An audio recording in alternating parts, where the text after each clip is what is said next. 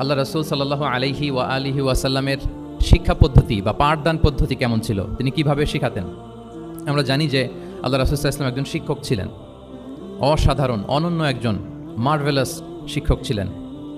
শুধু শিক্ষকই ছিলেন না, বরং তিনি শিক্ষকদেরও শিক্ষক ছিলেন এবং তিনি নিজ হাতে এমন কিছু শিক্ষার্থী তিনি তৈরি করেছিলেন, গড়ে তুলেছিলেন, যারা এই পৃথিবীর ইতিহাসে শ্রেষ্ঠ প্রজন্ম হিসেবে স্বীকৃত।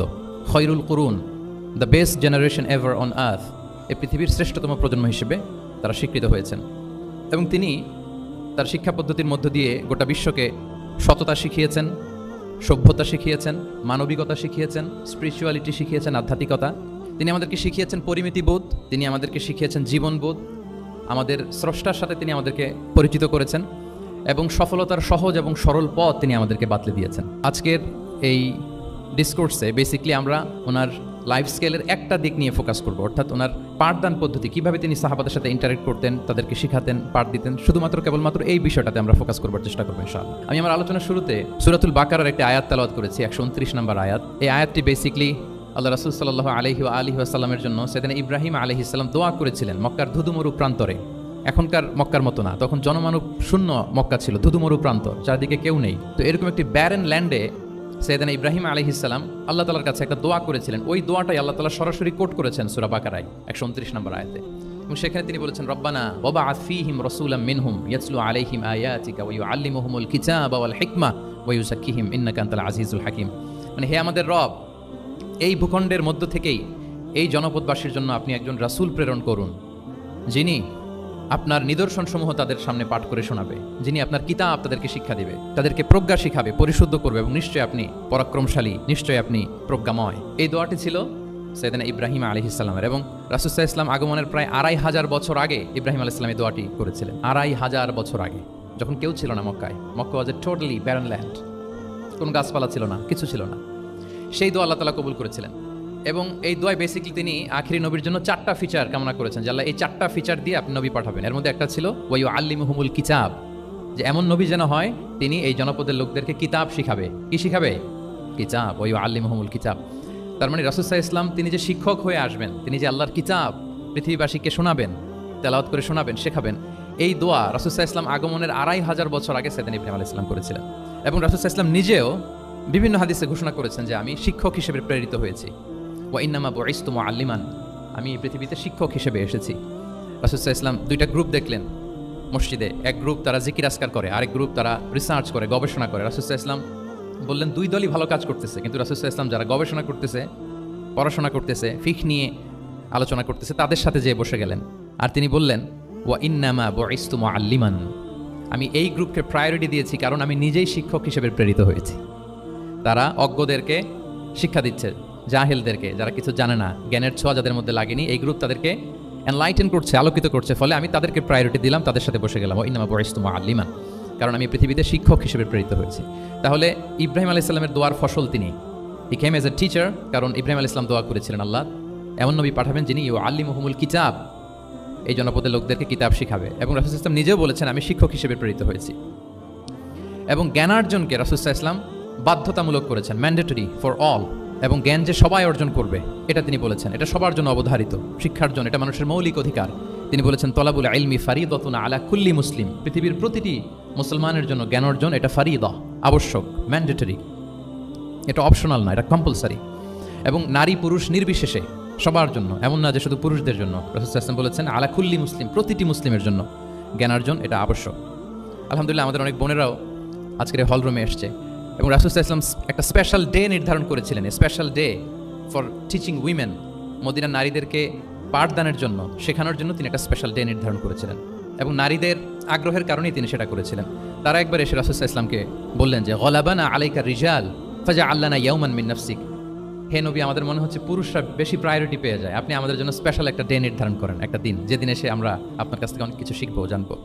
ফাওয়াআদাহুন্না ইয়াওমান লাকিয়াহুন্না ফীহি ফাওয়াআদাহুন, রাসূল সাল্লাল্লাহু আলাইহি ওয়াসাল্লাম তাদের এই আবেদনের প্রেক্ষিতে মদিনার নারীদের জন্য একটা special day for teaching women, মদিনার যে কমিউনিটিতে নারীরা ছিল তাদের জন্য রাসূল সাল্লাল্লাহু আলাইহি ওয়াসাল্লাম স্পেশাল একটা ডে নির্ধারণ করেছিলেন। এবং সেদিন পুরুষ সাহাবীদেরকে গুরুত্ব না দিয়ে তিনি শুধু নারীদের, বোনদের কোশ্চেন নিতেন, তাদেরকে তিনি পাঠদান করতেন, শিক্ষাদান করতেন। এবং জ্ঞানার্জনকে, জ্ঞানের আলোকে ছড়িয়ে দেওয়াটা, এটা ছিল রাসূল সাল্লাল্লাহু আলাইহি ওয়াসাল্লামের মূলত mission.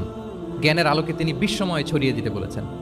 Knowledge has no boundaries, এটার কোনো বাউন্ডারি থাকবে না, গোটা বিশ্বের জন্য আমরা জ্ঞানকে ছড়িয়ে দেই, এটার ব্যাপারে তিনি আমাদেরকে উদ্বুদ্ধ করেছেন। তিনি বলেছেন বাল্লিগু আন্নি ওয়ালাউ আয়া, আমার পক্ষ থেকে একটি কথা, একটি বাণী, একটি আয়াত হলেও তোমরা পৌঁছে দাও। তাহলে তিনি আমাদেরকে জ্ঞানের এই আলো বিশ্বময় ছড়িয়ে দিতে উদ্বুদ্ধ করেছেন। এবং জ্ঞান লুকানোকে তিনি মহাপাপ বলেছেন। আপনার কাছে যদি নলেজ থাকে, সেই নলেজের ব্যাপারে যদি আপনাকে জিজ্ঞেস করা হয়, আপনি যদি এটা শেয়ার না করেন, তাহলে আপনি মহাপাপ করলেন।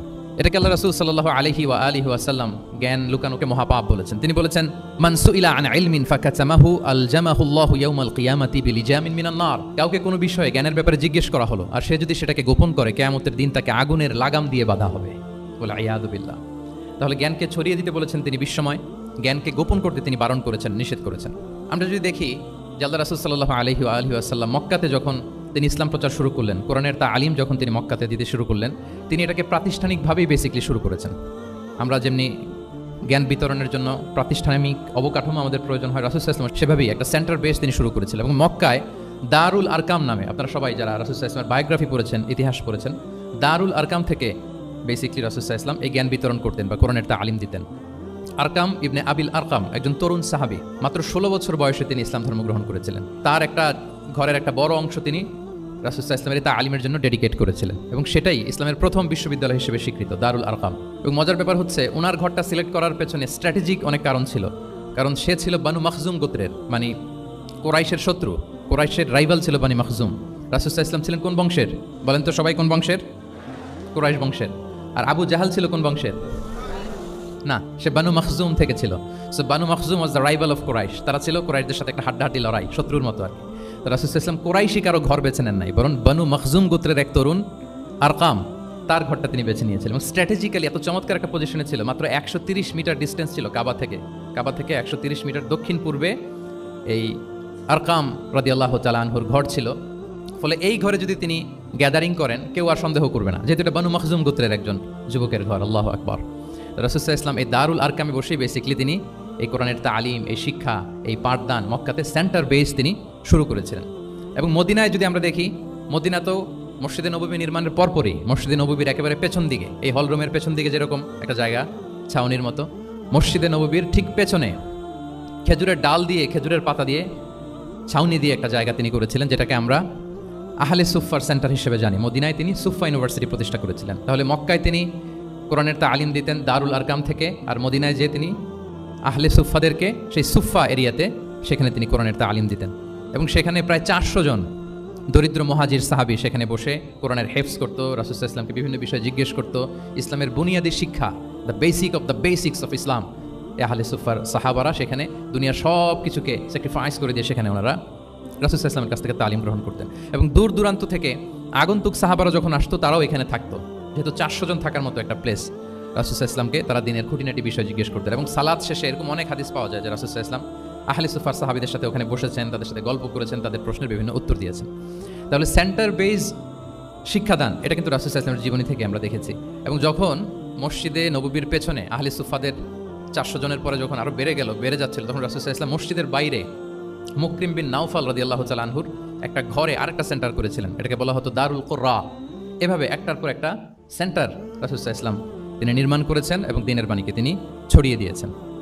এবং এখান থেকে যারা শিক্ষা অর্জন করতো, বেসিক্যালি তারা তো হেফজ করতো, দ্বীনের অন্যান্য বুনিয়াদি ব্যাপারে তারা শিক্ষা গ্রহণ করতেন। তো এই সাহাবীদেরকে কুররা বলা হতো। তাদেরকে আবার রাসূল সাল্লাল্লাহু আলাইহি ওয়াসাল্লাম বিভিন্ন এলাকাতে মুআল্লিম হিসেবে প্রেরণ করতেন। এটা রাসূল সাল্লাল্লাহু আলাইহি ওয়াসাল্লামের সুন্নাত ছিল যে কোনো এলাকায় দ্বীনের শিক্ষা দেওয়ার জন্য আগে মুআল্লিম পাঠাতেন। আমরা জানি যে হিজরতের আগে রাসূল সাল্লাল্লাহু আলাইহি ওয়াসাল্লামের আগেও তিনি মদিনাতে একজন সাহাবীকে পাঠিয়েছিলেন, মুসআব বিন উমাইর। এটা জানি না আমরা সবাই, মুসআব বিন উমাইরকে তিনি পাঠিয়েছিলেন। খুবই ড্যাশিং চেহারার ছিল, খুবই অ্যারিস্টোক্রেট একটা ফ্যামিলির ছিল। উনি এত চমৎকার পারফিউম ইউজ করতেন, উনি কোনো রাস্তা দিয়ে হেঁটে গেলে সবাই বুঝতো এই রাস্তা দিয়ে কিছুক্ষণ আগে হেঁটে গিয়েছে মুসআব বিন উমাইর। বাংলা একটা কথা আছে, আগে দর্শনদারি পরে গুণ বিচারী, এরকম একটা কথা আছে না?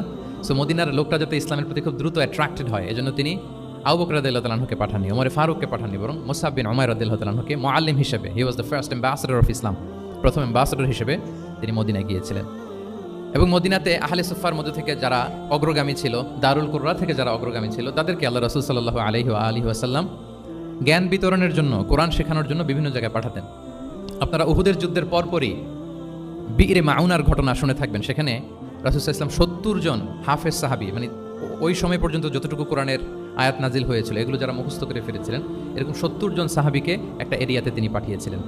এবং এটা আসলে বিট্রে করেছিল তারা বলেছিল যে আমরা তাদেরকে নিয়ে যাব আমাদের এলাকায়, তারা দিন পৌঁছাবে। কিন্তু এই 70 জন সাহাবীকে বিট্রে করে তারা হত্যা করেছিল, ওনারা শাহীদ হয়েছিলেন। এবং এতে রাসূল সাল্লাল্লাহু আলাইহি ওয়াসাল্লাম অনেক কষ্ট পেয়েছিলেন। যে সমস্ত গোত্র এই কাজের সাথে জড়িত ছিল টানা 1 মাস তাদের বিরুদ্ধে রাসূল সাল্লাল্লাহু আলাইহি ওয়াসাল্লাম বদদোয়া করেছেন, কুনুতে নাজিলা করেছেন ফজরের সালাতের পরে। তাহলে এই যে ন্যারেশনগুলো, বর্ণনাগুলো আমি কেন উপস্থাপন করছি আপনাদের সামনে, এটা বোঝানোর জন্য যে এটার পরম্পরাটা কিরকম, রাসূল সাল্লাল্লাহু আলাইহি ওয়াসাল্লাম কিভাবে কোন সেন্টার থেকে শুরু করলেন, তারপরে কিভাবে এটার ডেভেলপমেন্ট হচ্ছিল, তারপরে কিভাবে এটা আগাতে লাগলো। তাহলে রাসূল সাল্লাল্লাহু আলাইহি ওয়াসাল্লাম বিভিন্ন জায়গায় যে মুআল্লিম পাঠাতেন, এটা রেফারেন্স আমরা পেলাম যে তিনি তো এখানে শেখাচ্ছেন, যখন অনেক বেড়ে গেল, চাহিদা বাইরে অনেক বেশি, তিনি এখান থেকে ছাত্রদেরকে, সাহাবাদেরকে বিভিন্ন জায়গায় মুআল্লিম হিসেবে প্রেরণ করতেন।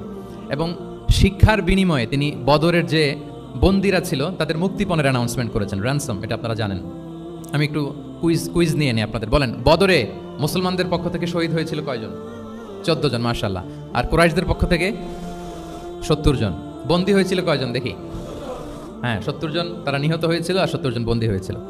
তো বদরের যুদ্ধে এই 70 জন যারা কুরাইশদের মধ্যে থেকে বন্দী হয়েছিল তাদের মুক্তিপণ হিসেবে, ফিদিয়া, র্যানসম হিসেবে রাসূল সাল্লাল্লাহু আলাইহি ওয়াসাল্লাম 4000 দিরহামের অ্যানাউন্সমেন্ট করেছেন। মানে দিরহাম মানে হচ্ছে সিলভার কয়েন আর কি। তৎকালীন সময় দিনার হচ্ছে গোল্ড কয়েন আর দিরহাম মানে সিলভার কয়েন। তো রাসূল সাল্লাল্লাহু আলাইহি ওয়াসাল্লাম 4000 সিলভার কয়েনের ঘোষণা করেছেন যে তোমরা যদি মুক্তি পেতে চাও তাহলে 4000 রৌপ্য মুদ্রা দিয়ে, সিলভার কয়েন দিয়ে তারপরে তোমরা মুক্তি পেতে হবে। তখন তিনি অ্যানাউন্স করলেন যে কারো যদি এই সামর্থ্য না থাকে তাহলে এই লোকদের মধ্য থেকে যারা লিখতে পড়তে জানে তারা যদি মদিনার 10 জন শিশুকে লেখাপড়া শিখিয়ে দেয় তাহলে এটা তাদের মুক্তিপণ হয়ে যাবে। আল্লাহু আকবার। তাহলে শিক্ষাটাকে রাসূল সাল্লাল্লাহু আলাইহি ওয়াসাল্লাম কিভাবে দেখতেন, এটাকে কতটা গুরুত্ব দিতেন? তখন কিন্তু মুসলমানদের আর্থিকভাবে খুব কঠিন অবস্থা যাচ্ছিল। তখন এই জাতীয় ফিদিয়াগুলো, র্যানসমগুলো খুব জরুরি ছিল। তারপরে তিনি ঘোষণা করেছেন যাদের সামর্থ্য নাই তারা যদি লিখতে পড়তে জানে, মদিনার 10 জন ছেলে মেয়েকে তারা যদি লেখাপড়া শিখিয়ে দিতে পারে, এটা তাদের মুক্তিপণ হিসেবে কনসিডার করা হবে। আল্লাহু আকবার। তাহলে সম্মানিত শুধু আমরা সেই ইব্রাহিম আলাইহিস সালাতু ওয়াস সালামের দোয়া থেকে শুরু করে বদরের যুদ্ধ পর্যন্ত চলে আসলাম যে রাসূল সাল্লাল্লাহু আলাইহি ওয়াসাল্লাম শিক্ষাটাকে, এডুকেশনকে এবং শিক্ষার বাণীকে বিশ্বময় ছড়িয়ে দিতে তিনি কীরকম পদক্ষেপ নিয়েছেন, ওভারঅল একটা আমরা আইডিয়া পেয়েছি। এটা ছিল আমার ইন্ট্রোডাক্টরি ডিসকাশন। এখন আমি মূল আলোচনায় চলে যাই যে রাসূল সাল্লাল্লাহু আলাইহি ওয়াসাল্লাম সাহাবাদেরকে যে তিনি শেখাতেন, ওনার পাঠদান পদ্ধতি কেমন ছিল। প্রথম কথা হচ্ছে রাসূল সাল্লাল্লাহু আলাইহি ওয়াসাল্লাম পিতৃ স্নেহে সাহাবাদেরকে শিক্ষা দিতেন, as like a father teaching his child, teaching his son or daughter. সন্তানকে যেমনি বাবা পরম মমতায় আদর করে শেখায় ঠিক সেভাবে শেখাতেন। এবং তিনি বলেছেন যে ইন্নামা আনা লাকুম বিমানজিলাতিল ওয়ালিদি ওয়াল্লিমুকুম, নিশ্চয় আমি তোমাদের বাবার মতো, বাবা যেমনি ছেলে মেয়েদেরকে শেখায়। এবং এই হাদিসে এসছে যে রাসূল সাল্লাল্লাহু আলাইহি ওয়াসাল্লাম তাদেরকে শিখিয়েছেন সাহাবাদেরকে যে ওয়াশরুমে গেলে কিভাবে ক্লিন হইতে হবে, টু দ্য ডাইরেকশন অফ কেবলা বসা যাবে না, কেবলাকে পেছনে রেখে বসা যাবে না, এমনকি ঢিলাগুলো ইউজ করতে হলে ডান হাতে ইউজ করা যাবে না, বাঁ হাতে। তারপর এটা বেজোর হইতে হবে। এরকম ধরে ধরে উম্মাকে শিখিয়েছেন। নারীদের মেনস্ট্রুয়েশনাল পিরিয়ডের ব্যাপারে বিধানগুলো শিখিয়েছেন। স্বামী স্ত্রীর অন্তরঙ্গ মুহূর্তের ব্যাপারে মাসআলা কি, ব্যাপারগুলো কি, লিগ্যাল অপিনিয়ন কি, ধরে ধরে বাবা মা যেমনি ছেলে মেয়েদেরকে ধরে ধরে শিখিয়ে দেয় যে এইভাবে this is good and this is bad, dos and don'ts যেমনি মা বাবা শেখায়, আল্লাহ রাসূল সাল্লাল্লাহু আলাইহি ওয়াসাল্লাম বলেন ইন্নামা আনা লাকুম বিমানজিলাতিল ওয়ালিদি ওয়া আল্লিমুকুম, আমি তোমাদের বাবার মতো, বাবা যেমনি শেখায় পরম মমতা, এভাবে আমি তোমাদেরকে শিক্ষা দিই। এবং রাসূল সাল্লাল্লাহু আলাইহি ওয়াসাল্লাম খুব সহজ করে উপস্থাপন করতেন, কোনো কিছুকে জটিল করতেন না। এটা কিন্তু একজন আদর্শ শিক্ষকের বৈশিষ্ট্য। মানে as easier as you can, যত সহজ করে আপনি আপনার প্রেজেন্টেশনটা করতে পারবেন তত বেশি আপনার শিক্ষার্থীরা আপনার কাছ থেকে ওই মেসেজ, ওই শিক্ষা, সেটা ওই বার্তাটা তারা গ্রহণ করতে পারবে। এবং সহিহ মুসলিমের হাদিস, আল্লাহ রাসূল সাল্লাল্লাহু আলাইহি ওয়াসাল্লাম তিনি বলেন ইন্নাল্লাহা লাম ইয়াবআসনি মুআন্নিতান ওয়ালা মুতাআন্নিতান ওয়ালাকিন বাআসানি মুআল্লিমান মুয়াসসিরান। আল্লাহু আকবার। আল্লাহ তাআলা আমাকে কঠোরতা আরোপকারী, জটিলকারী করে প্রেরণ করেননি, বরং সহজভাবে, সহজ পন্থায় শিক্ষাদানকারী শিক্ষক হিসেবে প্রেরণ করেছেন। লিটারালি তিনি মুয়াসসিরান শব্দটা ব্যবহার করেছেন। যেহেতু এখানে ইসলামিক স্টাডিজ, কোরআন, হাদিস যে ডিপার্টমেন্টের শিক্ষার্থী বন্ধুরা আপনারা যারা আছেন, আপনারা শব্দের অর্থটা লিটারালি বুঝতে পারতেছেন। তিনি বলেছেন মুআল্লিমান মুয়াসসিরান, আমি সহজপন্থী শিক্ষক হিসেবে প্রেরিত হয়েছি। কোনো জিনিসকে কঠোরতা আরোপ করার জন্য, কঠিন করে প্রেজেন্ট করার জন্য আল্লাহ আমাকে পাঠাননি। রাসূল সাল্লাল্লাহু আলাইহি ওয়াসাল্লাম use to make things easy and easy, খুব সহজ করে উপস্থাপন করতেন। এবং রাসূল সাল্লাল্লাহু আলাইহি ওয়াসাল্লামের শিক্ষাদান পদ্ধতি ছিল অপটিমিস্টিক, আশাব্যঞ্জক, আশাবাদী। অর্থাৎ তিনি যখন কিছু বলতেন, শেখাতেন, মানুষ আশাবাদী হয়ে উঠতো, কনফিডেন্ট পেত, ভয় পেত না। আমরা অনেক সময় মানুষকে খুব ভয় দেখাই। রাসূল সাল্লাল্লাহু আলাইহি ওয়াসাল্লাম কাউকে যখন কোনো দায়িত্ব দিয়ে কোথাও প্রেরণ করতেন, ওনার বিখ্যাত হাদিস তিনি বলতেন ইয়াসসিরু ওয়ালা তুআসসিরু বাশশিরু ওয়ালা তুনাফিরু, সহজ করো, কঠিন করো না, সুসংবাদ দাও, দিন থেকে মানুষকে ভাগিয়ে দিও না। মানে আমাদের প্রেজেন্টেশন যেন এমন না হয় যে আমাদের কথা শুনে মানুষ ভাগে, কাছে আসে না, বরং এমনভাবে প্রেজেন্টেশন করো যাতে মানুষ কাছে আসে, কমফোর্ট ফিল করে, ওইটাকে রিসিভ করে এবং জীবনের সাথে সে অ্যাডজাস্ট করতে পারে। সাহাবাদেরকে যখন কোনো জিনিস বুঝাতেন খুব ধীরস্থিরভাবে কথা বলতেন, কখনো কথা বলার ক্ষেত্রে রাশিং করতেন না, তাড়াহুড়ো করতেন না, নেভার এভার। এবং অনেক সাহাবারা খুব দ্রুত হাদিস বর্ণনা করলে আম্মা জান আয়েশা রাদিয়াল্লাহু তাআলা এটা পছন্দ করতেন। বিশেষ করে আবু হুরায়রা রাদিয়াল্লাহু তাআলার ব্যাপারে তিনি অবজেকশন দিয়েছিলেন যে তুমি যেভাবে বলো, নবী সাল্লাল্লাহু আলাইহি ওয়াসাল্লাম কিন্তু এত দ্রুত বলতেন না, তুমি যেমনি গড়গড় করে বর্ণনা করো। আল্লাহ রাসূল সাল্লাল্লাহু আলাইহি ওয়াসাল্লাম এত দ্রুত বর্ণনা করতেন না। লাম ইয়াকুন ইয়াসরুদুল হাদিসা কাসারদিকুম কানা ইউহাদ্দিসু হাদিসান লাউ আদ্দাহুল আদুলা আহসাহু। এমনভাবে প্রিয় নবী কথা বলতেন যে কেউ যদি চাইতো তিনি এই কথার মধ্যে কয়টা বাক্য বলেছেন, কয়টা শব্দ বলেছেন, চাইলে হাতে গুনে ফেলতে পারতো। এত প্রেসাইজ অ্যান্ড ক্লিয়ার ছিল। তিনি কয়টা বাক্য বললেন এই বক্তব্যে, কয়টা শব্দ বললেন, এটাও গুনে ফেলা যেত। আল্লাহু আকবার। কানা ইয়াতাকাল্লামু বিকালামিন বাইনাহু ফাসলুন ইয়াহফাযুহু মান জালাসা ইলাইহি। এবং কথা বলতে বলতে মাঝখানে পজ দিতেন, মানে একটু থামতেন, ফলে যারা শুনতো তারা একেবারে মুখস্থই করে ফেলতে পারতো। আল্লাহু আকবার। এটা কিন্তু একজন আদর্শ শিক্ষকের বৈশিষ্ট্য যে খুব ধীরস্থিরভাবে আমি কথা বলবো, মাঝে মাঝে পজ দিব। রাসূল ইসলাম পজ দিতেন, থামতেন, যাতে ছাত্ররা নিতে পারে। সব শিক্ষার্থীদের এক ধরনের ক্যাপাসিটি না, ক্যাপাসিটি ইস্যু নিয়ে আমি সামনে কথা বলতেছি ইনশাআল্লাহ। তো তাহলে এইভাবে তিনি বেসিকলি তালিম দিতেন বা প্রেজেন্ট করতেন। আচ্ছা, শিক্ষা দেওয়ার ক্ষেত্রে দুইটা ধরন ছিল রাসূল সাল্লাল্লাহু আলাইহি ওয়াসাল্লামের। কখনো হয়তো ওয়ান অন ওয়ান মিটিং, একজন সাহাবীকে টার্গেট করে তাকে কিছু শেখাচ্ছেন, জানাচ্ছেন বা বলছেন। আবার কখনো একজন না, একাধিক সাহাবী বা অনেক সাহাবীদেরকে, অনেক মানুষকে তিনি অ্যাড্রেস করছেন। তাহলে এই দুইভাবে তিনি অ্যাড্রেস করতেন। এক নম্বর হচ্ছে প্রাইভেট লার্নিং সেশন, আর একটা হচ্ছে পাবলিক লার্নিং সেশন। দুইটাই রাসূল ইসলামের সিরা যদি আপনি স্ক্যানিং করেন আপনি পাবেন। প্রাইভেটলি এরকম অনেক হাদিস পাওয়া যায় যে হাদিসগুলোতে দেখা যায় যে রাসূল ইসলাম ওয়ান অন ওয়ান মিটিং করেছেন, শুধু একজনকে কিছু শেখাচ্ছে। এটা স্পেশালি হতো যখন তিনি কারোর সাথে রাইট শেয়ার করতেন। রাইট অর্থাৎ তিনি ওটে ছিলেন, ওটের পেছনে আরেকজন সাহাবী বসা, তিনি গাধার উপরে বসা, পেছনে আরেক সাহাবী বসা, তিনি খচ্চরের উপর বসা, আরেক সাহাবী বসা। যখন তিনি রাইট শেয়ার করতেন, এরকম ভুরি ভুরি হাদিস আপনারা পাবেন যে মুআয ইবনে জাবাল বলতেছে যে কুনতু রদিফা রাসূলিল্লাহ, কুনতু খালফা রাসূলিল্লাহ, আমি একবার ওটের পেছনে বসা ছিলাম। আব্দুল ইবনে আব্বাস বলতেছেন আমি ওটের পেছনে বসা ছিলাম। ফদল ইবনে আব্বাস বলতেছেন আমি একবার একটা খচ্চরের পেছনে বসা ছিলাম। when he was sharing his riding যখন শেয়ার করতেন, ওই মুহূর্তগুলোতে এমন চমৎকার চমৎকার কিছু বার্তা রাসূল সাল্লাল্লাহু আলাইহি ওয়াসাল্লাম ওই সাহাবীদেরকে দিয়েছেন যেগুলো আমরা হাদিস গ্রন্থগুলোতে পড়ে অবাক হয়ে যাই। এরকম একটা ছোট্ট হাদিস যদি শেয়ার করি, আব্দুল্লাহ ইবনে আব্বাস রাদিয়াল্লাহু তাআলা আনহু বলেন কুনতু খালফা রাসূলিল্লাহি সাল্লাল্লাহু আলাইহি ওয়াসাল্লাম ইয়াওমান। একদিন আমি, এই যে দেখেন বর্ণনা ভঙ্গি কেমন, একদিন আমি রাসূল সাল্লাল্লাহু আলাইহি ওয়াসাল্লামের পেছনে বসা, মানে কোন একটা ওটের উপর বা গাধার উপরে বসা।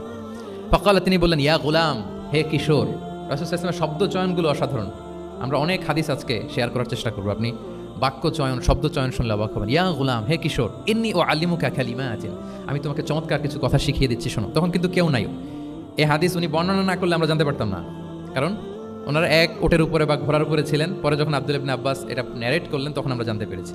তো এটা ছিল প্রাইভেট লার্নিং সেশন, শুধু ওনার সাথে। তোমাকে কিছু কথা শিখিয়ে দেই।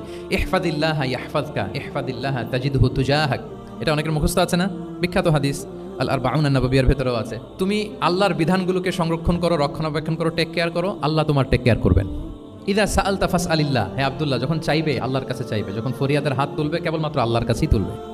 ওয়া ইদা ইসতাআনতা ফাসতাঈন বিল্লাহ, যখন সাহায্য চাইবে কেবল আল্লাহর কাছেই সাহায্য চেও।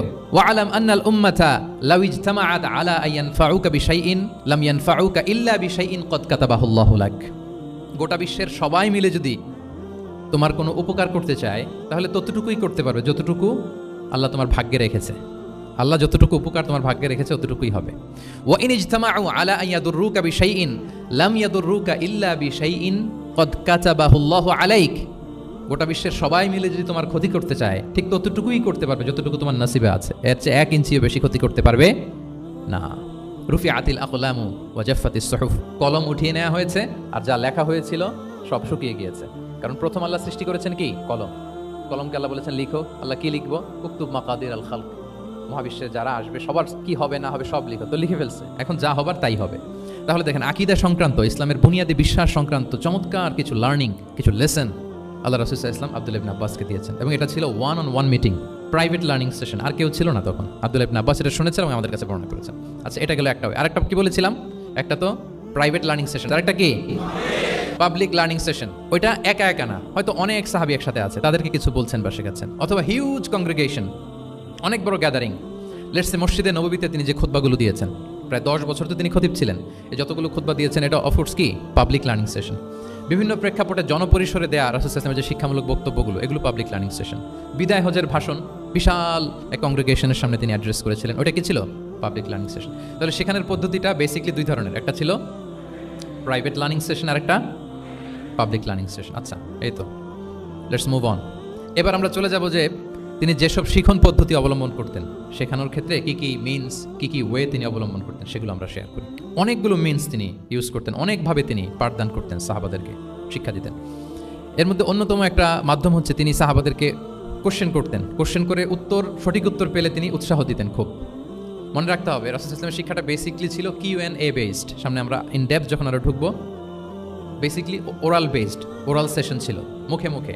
কারণ আমাদের মতো তো এত কাগজ কলম ছিল না। এখন যেমনি আপনাদেরকে হোমওয়ার্ক দেয়, অ্যাসাইনমেন্ট দেয়, এগুলো ছিল নাকি তখন? রাসূল সাল্লাল্লাহু আলাইহি ওয়াসাল্লামের সময় অ্যাসাইনমেন্ট দেওয়ার রীতি ছিল বলেন? আপনাদের অ্যাসাইনমেন্ট দেয় স্যাররা? হ্যাঁ। তো এই যে এখন স্যাররা হোমওয়ার্ক দেন, কাজ দেন, অ্যাসাইনমেন্ট দেন, এটা তো ওই সময় ছিল না। ফলে এটা রাসূল সাল্লাল্লাহু আলাইহি ওয়াসাল্লামের পাঠদান পদ্ধতিটা বেসিকলি ছিল Q&A বেসড, প্রশ্নোত্তর পর্ব। সাহাবারা জিজ্ঞেস করতেন, না জানলে রাসূল সাল্লাল্লাহু আলাইহি ওয়াসাল্লাম আবার জিজ্ঞেস করতেন, দেখি ওরা জানে কিনা। এরকম অনেকভাবে তিনি শেখাতেন, আমরা সামনের দিকে আরও দেখব। তো রাসূল সাল্লাল্লাহু আলাইহি ওয়াসাল্লাম সাহাবাদেরকে প্রশ্ন ছুড়তেন, তিনি ট্রাই করতেন, দেখতেন যে দেখি ওরা পারে কিনা, ব্যাপারটা জানে কিনা। যদি কেউ সঠিক আনসার দিতে পারতো, রাসূল সাল্লাল্লাহু আলাইহি ওয়াসাল্লাম খুব প্রশংসা করতেন এবং উৎসাহ দিতেন। স্যাররা যখন আমাদের ক্লাসে প্রশংসা করে, ভালো লাগে না আমাদের? আমার প্রেজেন্টেশন খুব প্রশংসা করলো, আমার অ্যাসাইনমেন্টের খুব প্রশংসা করলো, আমাকে ইন্সপায়ার করলো, আমি আরও মোটিভেটেড হব না? হয়তো আমরা নাকি হই। তো রাসূল সাল্লাল্লাহু আলাইহি ওয়াসাল্লাম এটাই করতেন। উবাই ইবনে কাআব রাদিয়াল্লাহু তাআলা আনহুকে উনি প্রশ্ন করলেন, আল্লাহ রাসূল সাল্লাল্লাহু আলাইহি ওয়া আলিহি ওয়াসাল্লাম প্রশ্ন করলেন যে, ইয়া আবাল মুনজির, এটা ওনার কুনিয়া, আতাদরি আইয়ু আয়াতিন মিন কিতাবিল্লাহি মাআকা আ'যাম, তুমি কি জানো যে আল্লাহর সর্বশ্রেষ্ঠ আয়াত কোনটা, তুমি জানো? তখন উবাই ইবনে কাআব রাদিয়াল্লাহু তাআলা আনহু বললেন যে, আল্লাহু লা ইলাহা ইল্লা হুয়াল হাইয়ুল কাইয়্যুম, মানে আয়াতুল কুরসি। এটা কোন আয়াত? আয়াতুল কুরসি। এটা ফরজ সালাতের পর আমরা সবাই পড়ি তো নাকি?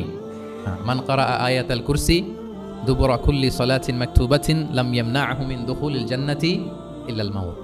ফরজ সালাতের পরে যারা আয়াতুল কুরসি পড়ে, তার জান্নাতে প্রবেশে কোনো বাধা থাকে না, একটা জিনিস ছাড়া, মানে মৃত্যু, মরণ। লোকটা মরে না, তাই জান্নাতে যায় না, মরলেই জান্নাতি। হে ইয়া আবাল মুনজির, তুমি কি জানো কোরআনের সর্বশ্রেষ্ঠ আয়াত কোনটা? তিনি বললেন যে আয়াতুল কুরসি। এটা শুনে রাসূল সাল্লাল্লাহু আলাইহি ওয়াসাল্লাম খুব খুশি হলেন। খুশি কি করলেন? ফাদারাবা ফি সদরি, তিনি বললেন যে তিনি আমার বুকে একটা আলতো চাপড় দিলেন। এটা ভালোবাসার আলতো চাপড়, এরকম উৎসাহ দেওয়ার জন্য, যে সাবাস। আমরা মাঝে পিঠে কাউকে আলতো চাপড় দিয়ে কি বলি?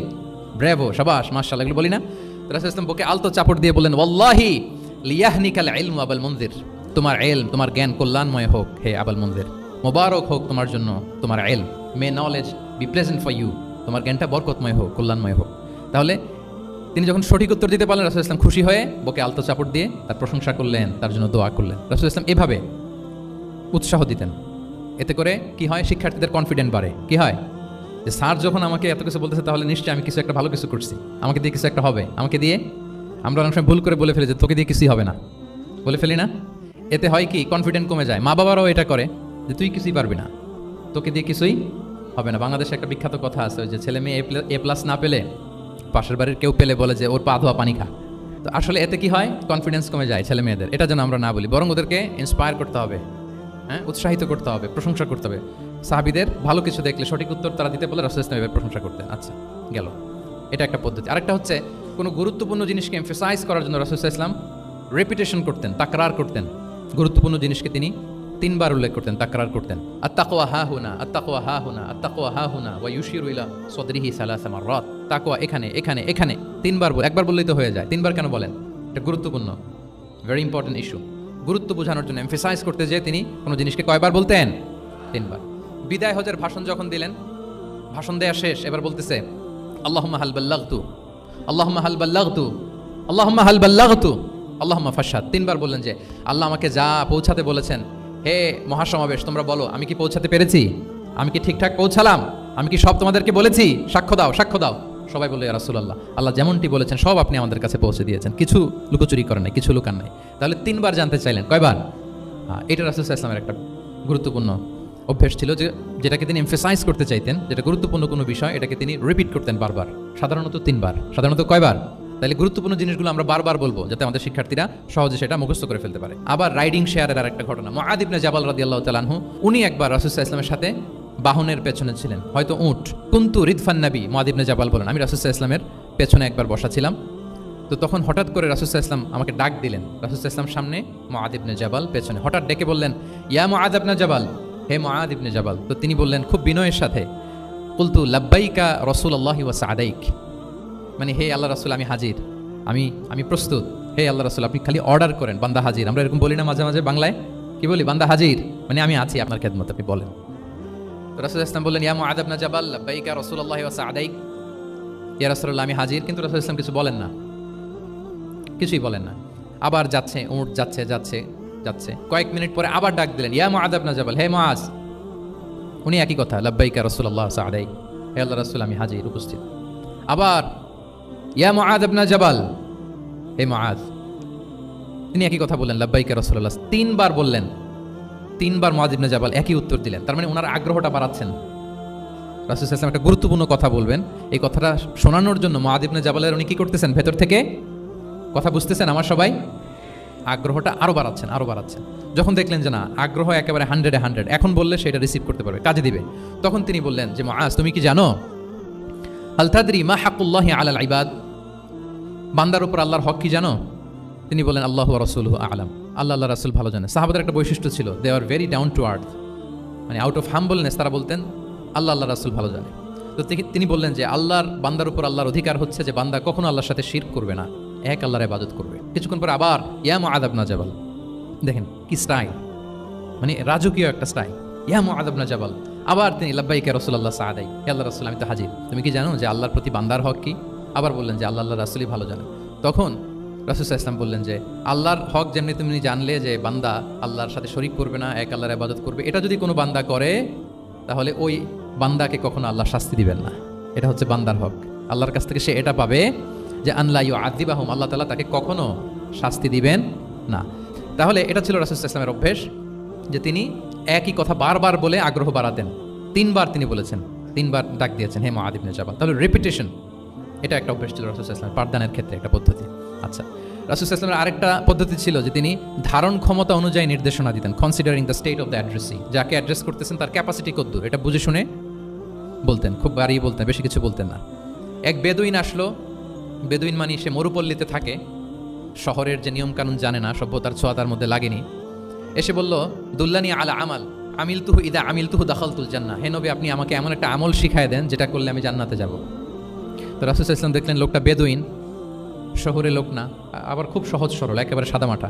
তো রাসূল সাল্লাল্লাহু আলাইহি ওয়াসাল্লাম বললেন, চারটা কাজ করবা, তা'বুদাল্লাহ ওয়া লা তুশরিকু বিহি শাইআ, তুকিমাস সালাতাল মাকতুবা, তুআদ্দি যাকাতাল মাফরুদা ওয়া তাসুমা রমাদান। চারটা কাজ, এক আল্লাহর ইবাদত করবা, শিরক করবা না, ফরজ সালাত পড়বা, ফরজ যাকাত দিবা, রমজানের ফরজ রোজা রাখবা। কয়টা কাজ, কয়টা বলছে? Very simple to memorize, right? আচ্ছা, এটা যখন সে বলল তখন সে বেদিন বলতে আরম্ভ করলো যে আল্লাহ শপথ করে আমি বললাম, লা আযীদু আলা হাযা শাইআন ওয়া লা আনকুসু মিন, ঠিক আছে আমি এই চারটাই করবো, বাড়াবো না কমাবো না, এর চেয়ে বেশি কোনোদিন কিছু করবো না, কমও করবো না। মানে খালি আল্লাহরে মানবো, ফরজ নামাজ পড়বো, ফরজ যাকাতটা দিব, আর ফরজ রোজাটা রাখবো, আর কোনো আমলটা আমার জীবনে আমি করবো, বাড়াবো না কমাবো না। তো রাসূল সাল্লাল্লাহু আলাইহি ওয়াসাল্লাম বললেন যে কেউ যদি জান্নাতি লোক দেখে নিজের চোখ জোড়াতে চায়, খুশি হতে চায়, তারা যেন এই লোকের দিকে তাকায়, মানে এই লোকটা জান্নাতি। আল্লাহু আকবার, চলে গেল। দেখেন তার কাছে কিন্তু আমলের বিশাল ফিরিস্তি নিয়ে রাসূল সাল্লাল্লাহু আলাইহি ওয়াসাল্লাম হাজির হয় নাই, কারণ তার ক্যাপাসিটি দেখতে হবে, তার সক্ষমতা, সে কদ্দুর নিতে পারবে। রাসূল সাল্লাল্লাহু আলাইহি ওয়াসাল্লাম অবজার্ভ করে দেখলেন যে বেদুইন মানুষ, তার বেশি কিছু বললে কাজে দিবে না, অল্প একটু বলছে, ওইটা মেনেই সে কি হয়ে গেছে, জান্নাতি হয়ে গেছে। এটা অনেক সময় আমরা ভুল করে ফেলি। শিক্ষার্থীদের মধ্যে সবার রিসিভিং ক্যাপাসিটি এক ধরনের হয় না, কারো খুব বেশি, কারো খুব কম। তো একজন আদর্শ শিক্ষকের কাজ হচ্ছে এটাকে ফলো করা, অবজার্ভ করা, এবং যেটা তাদের সক্ষমতায় কুলায় ঠিক অতটুকু তাদেরকে দেয়, এর চেয়ে বেশি কিছু না। রাসূল সাল্লাল্লাহু আলাইহি ওয়াসাল্লামের আরেকটা পদ্ধতি ছিল গ্রাজুয়ালিটি, স্টেপ বাই স্টেপ, ধীরস্থিরভাবে, অল্প অল্প করে, শাইআন ফাশাইআন, আর তাদাররুজ বিল বাদই বিল আহাম্মি সুম্মাল মুহিম, আগে সবচেয়ে গুরুত্বপূর্ণ, starting with the most important affair first, then the important affair, then the important, সবচেয়ে গুরুত্বপূর্ণটা আগে, এরপরে যেটা কম গুরুত্বপূর্ণ, এরপর কম গুরুত্বপূর্ণ। তাহলে একটু একটু করে বললে এটা মানুষের ফিতরাতের সাথেও যায়, তার নেচারের সাথেও যায়। আমরা মদ হারাম হওয়ার কথা জানি, কয়টা স্টেপে হারাম হয়েছিল মদ? একবারে যদি বলা হতো বন্ধ করার সহজ হতো সাহাবাদের জন্য, হতো না। অনেকে আছে দেখবেন যে চেইন স্মোকার, চেইন স্মোকার বুঝতে পেরেছেন তো, মানে অনেক সিগারেট খায়, লেটসে দিনে 10 থেকে 15টা খায়। তো যে চেইন স্মোকার, আপনি যদি বলেন যে এটা হারাম, আজকেই তোমার বাদ দিতে হবে, হারাম, এটা খেতে পারবে না, পারবে? ও দুনিয়া সব বাদ দিতে পারবে, সিগারেট বাদ দিতে পারবে না।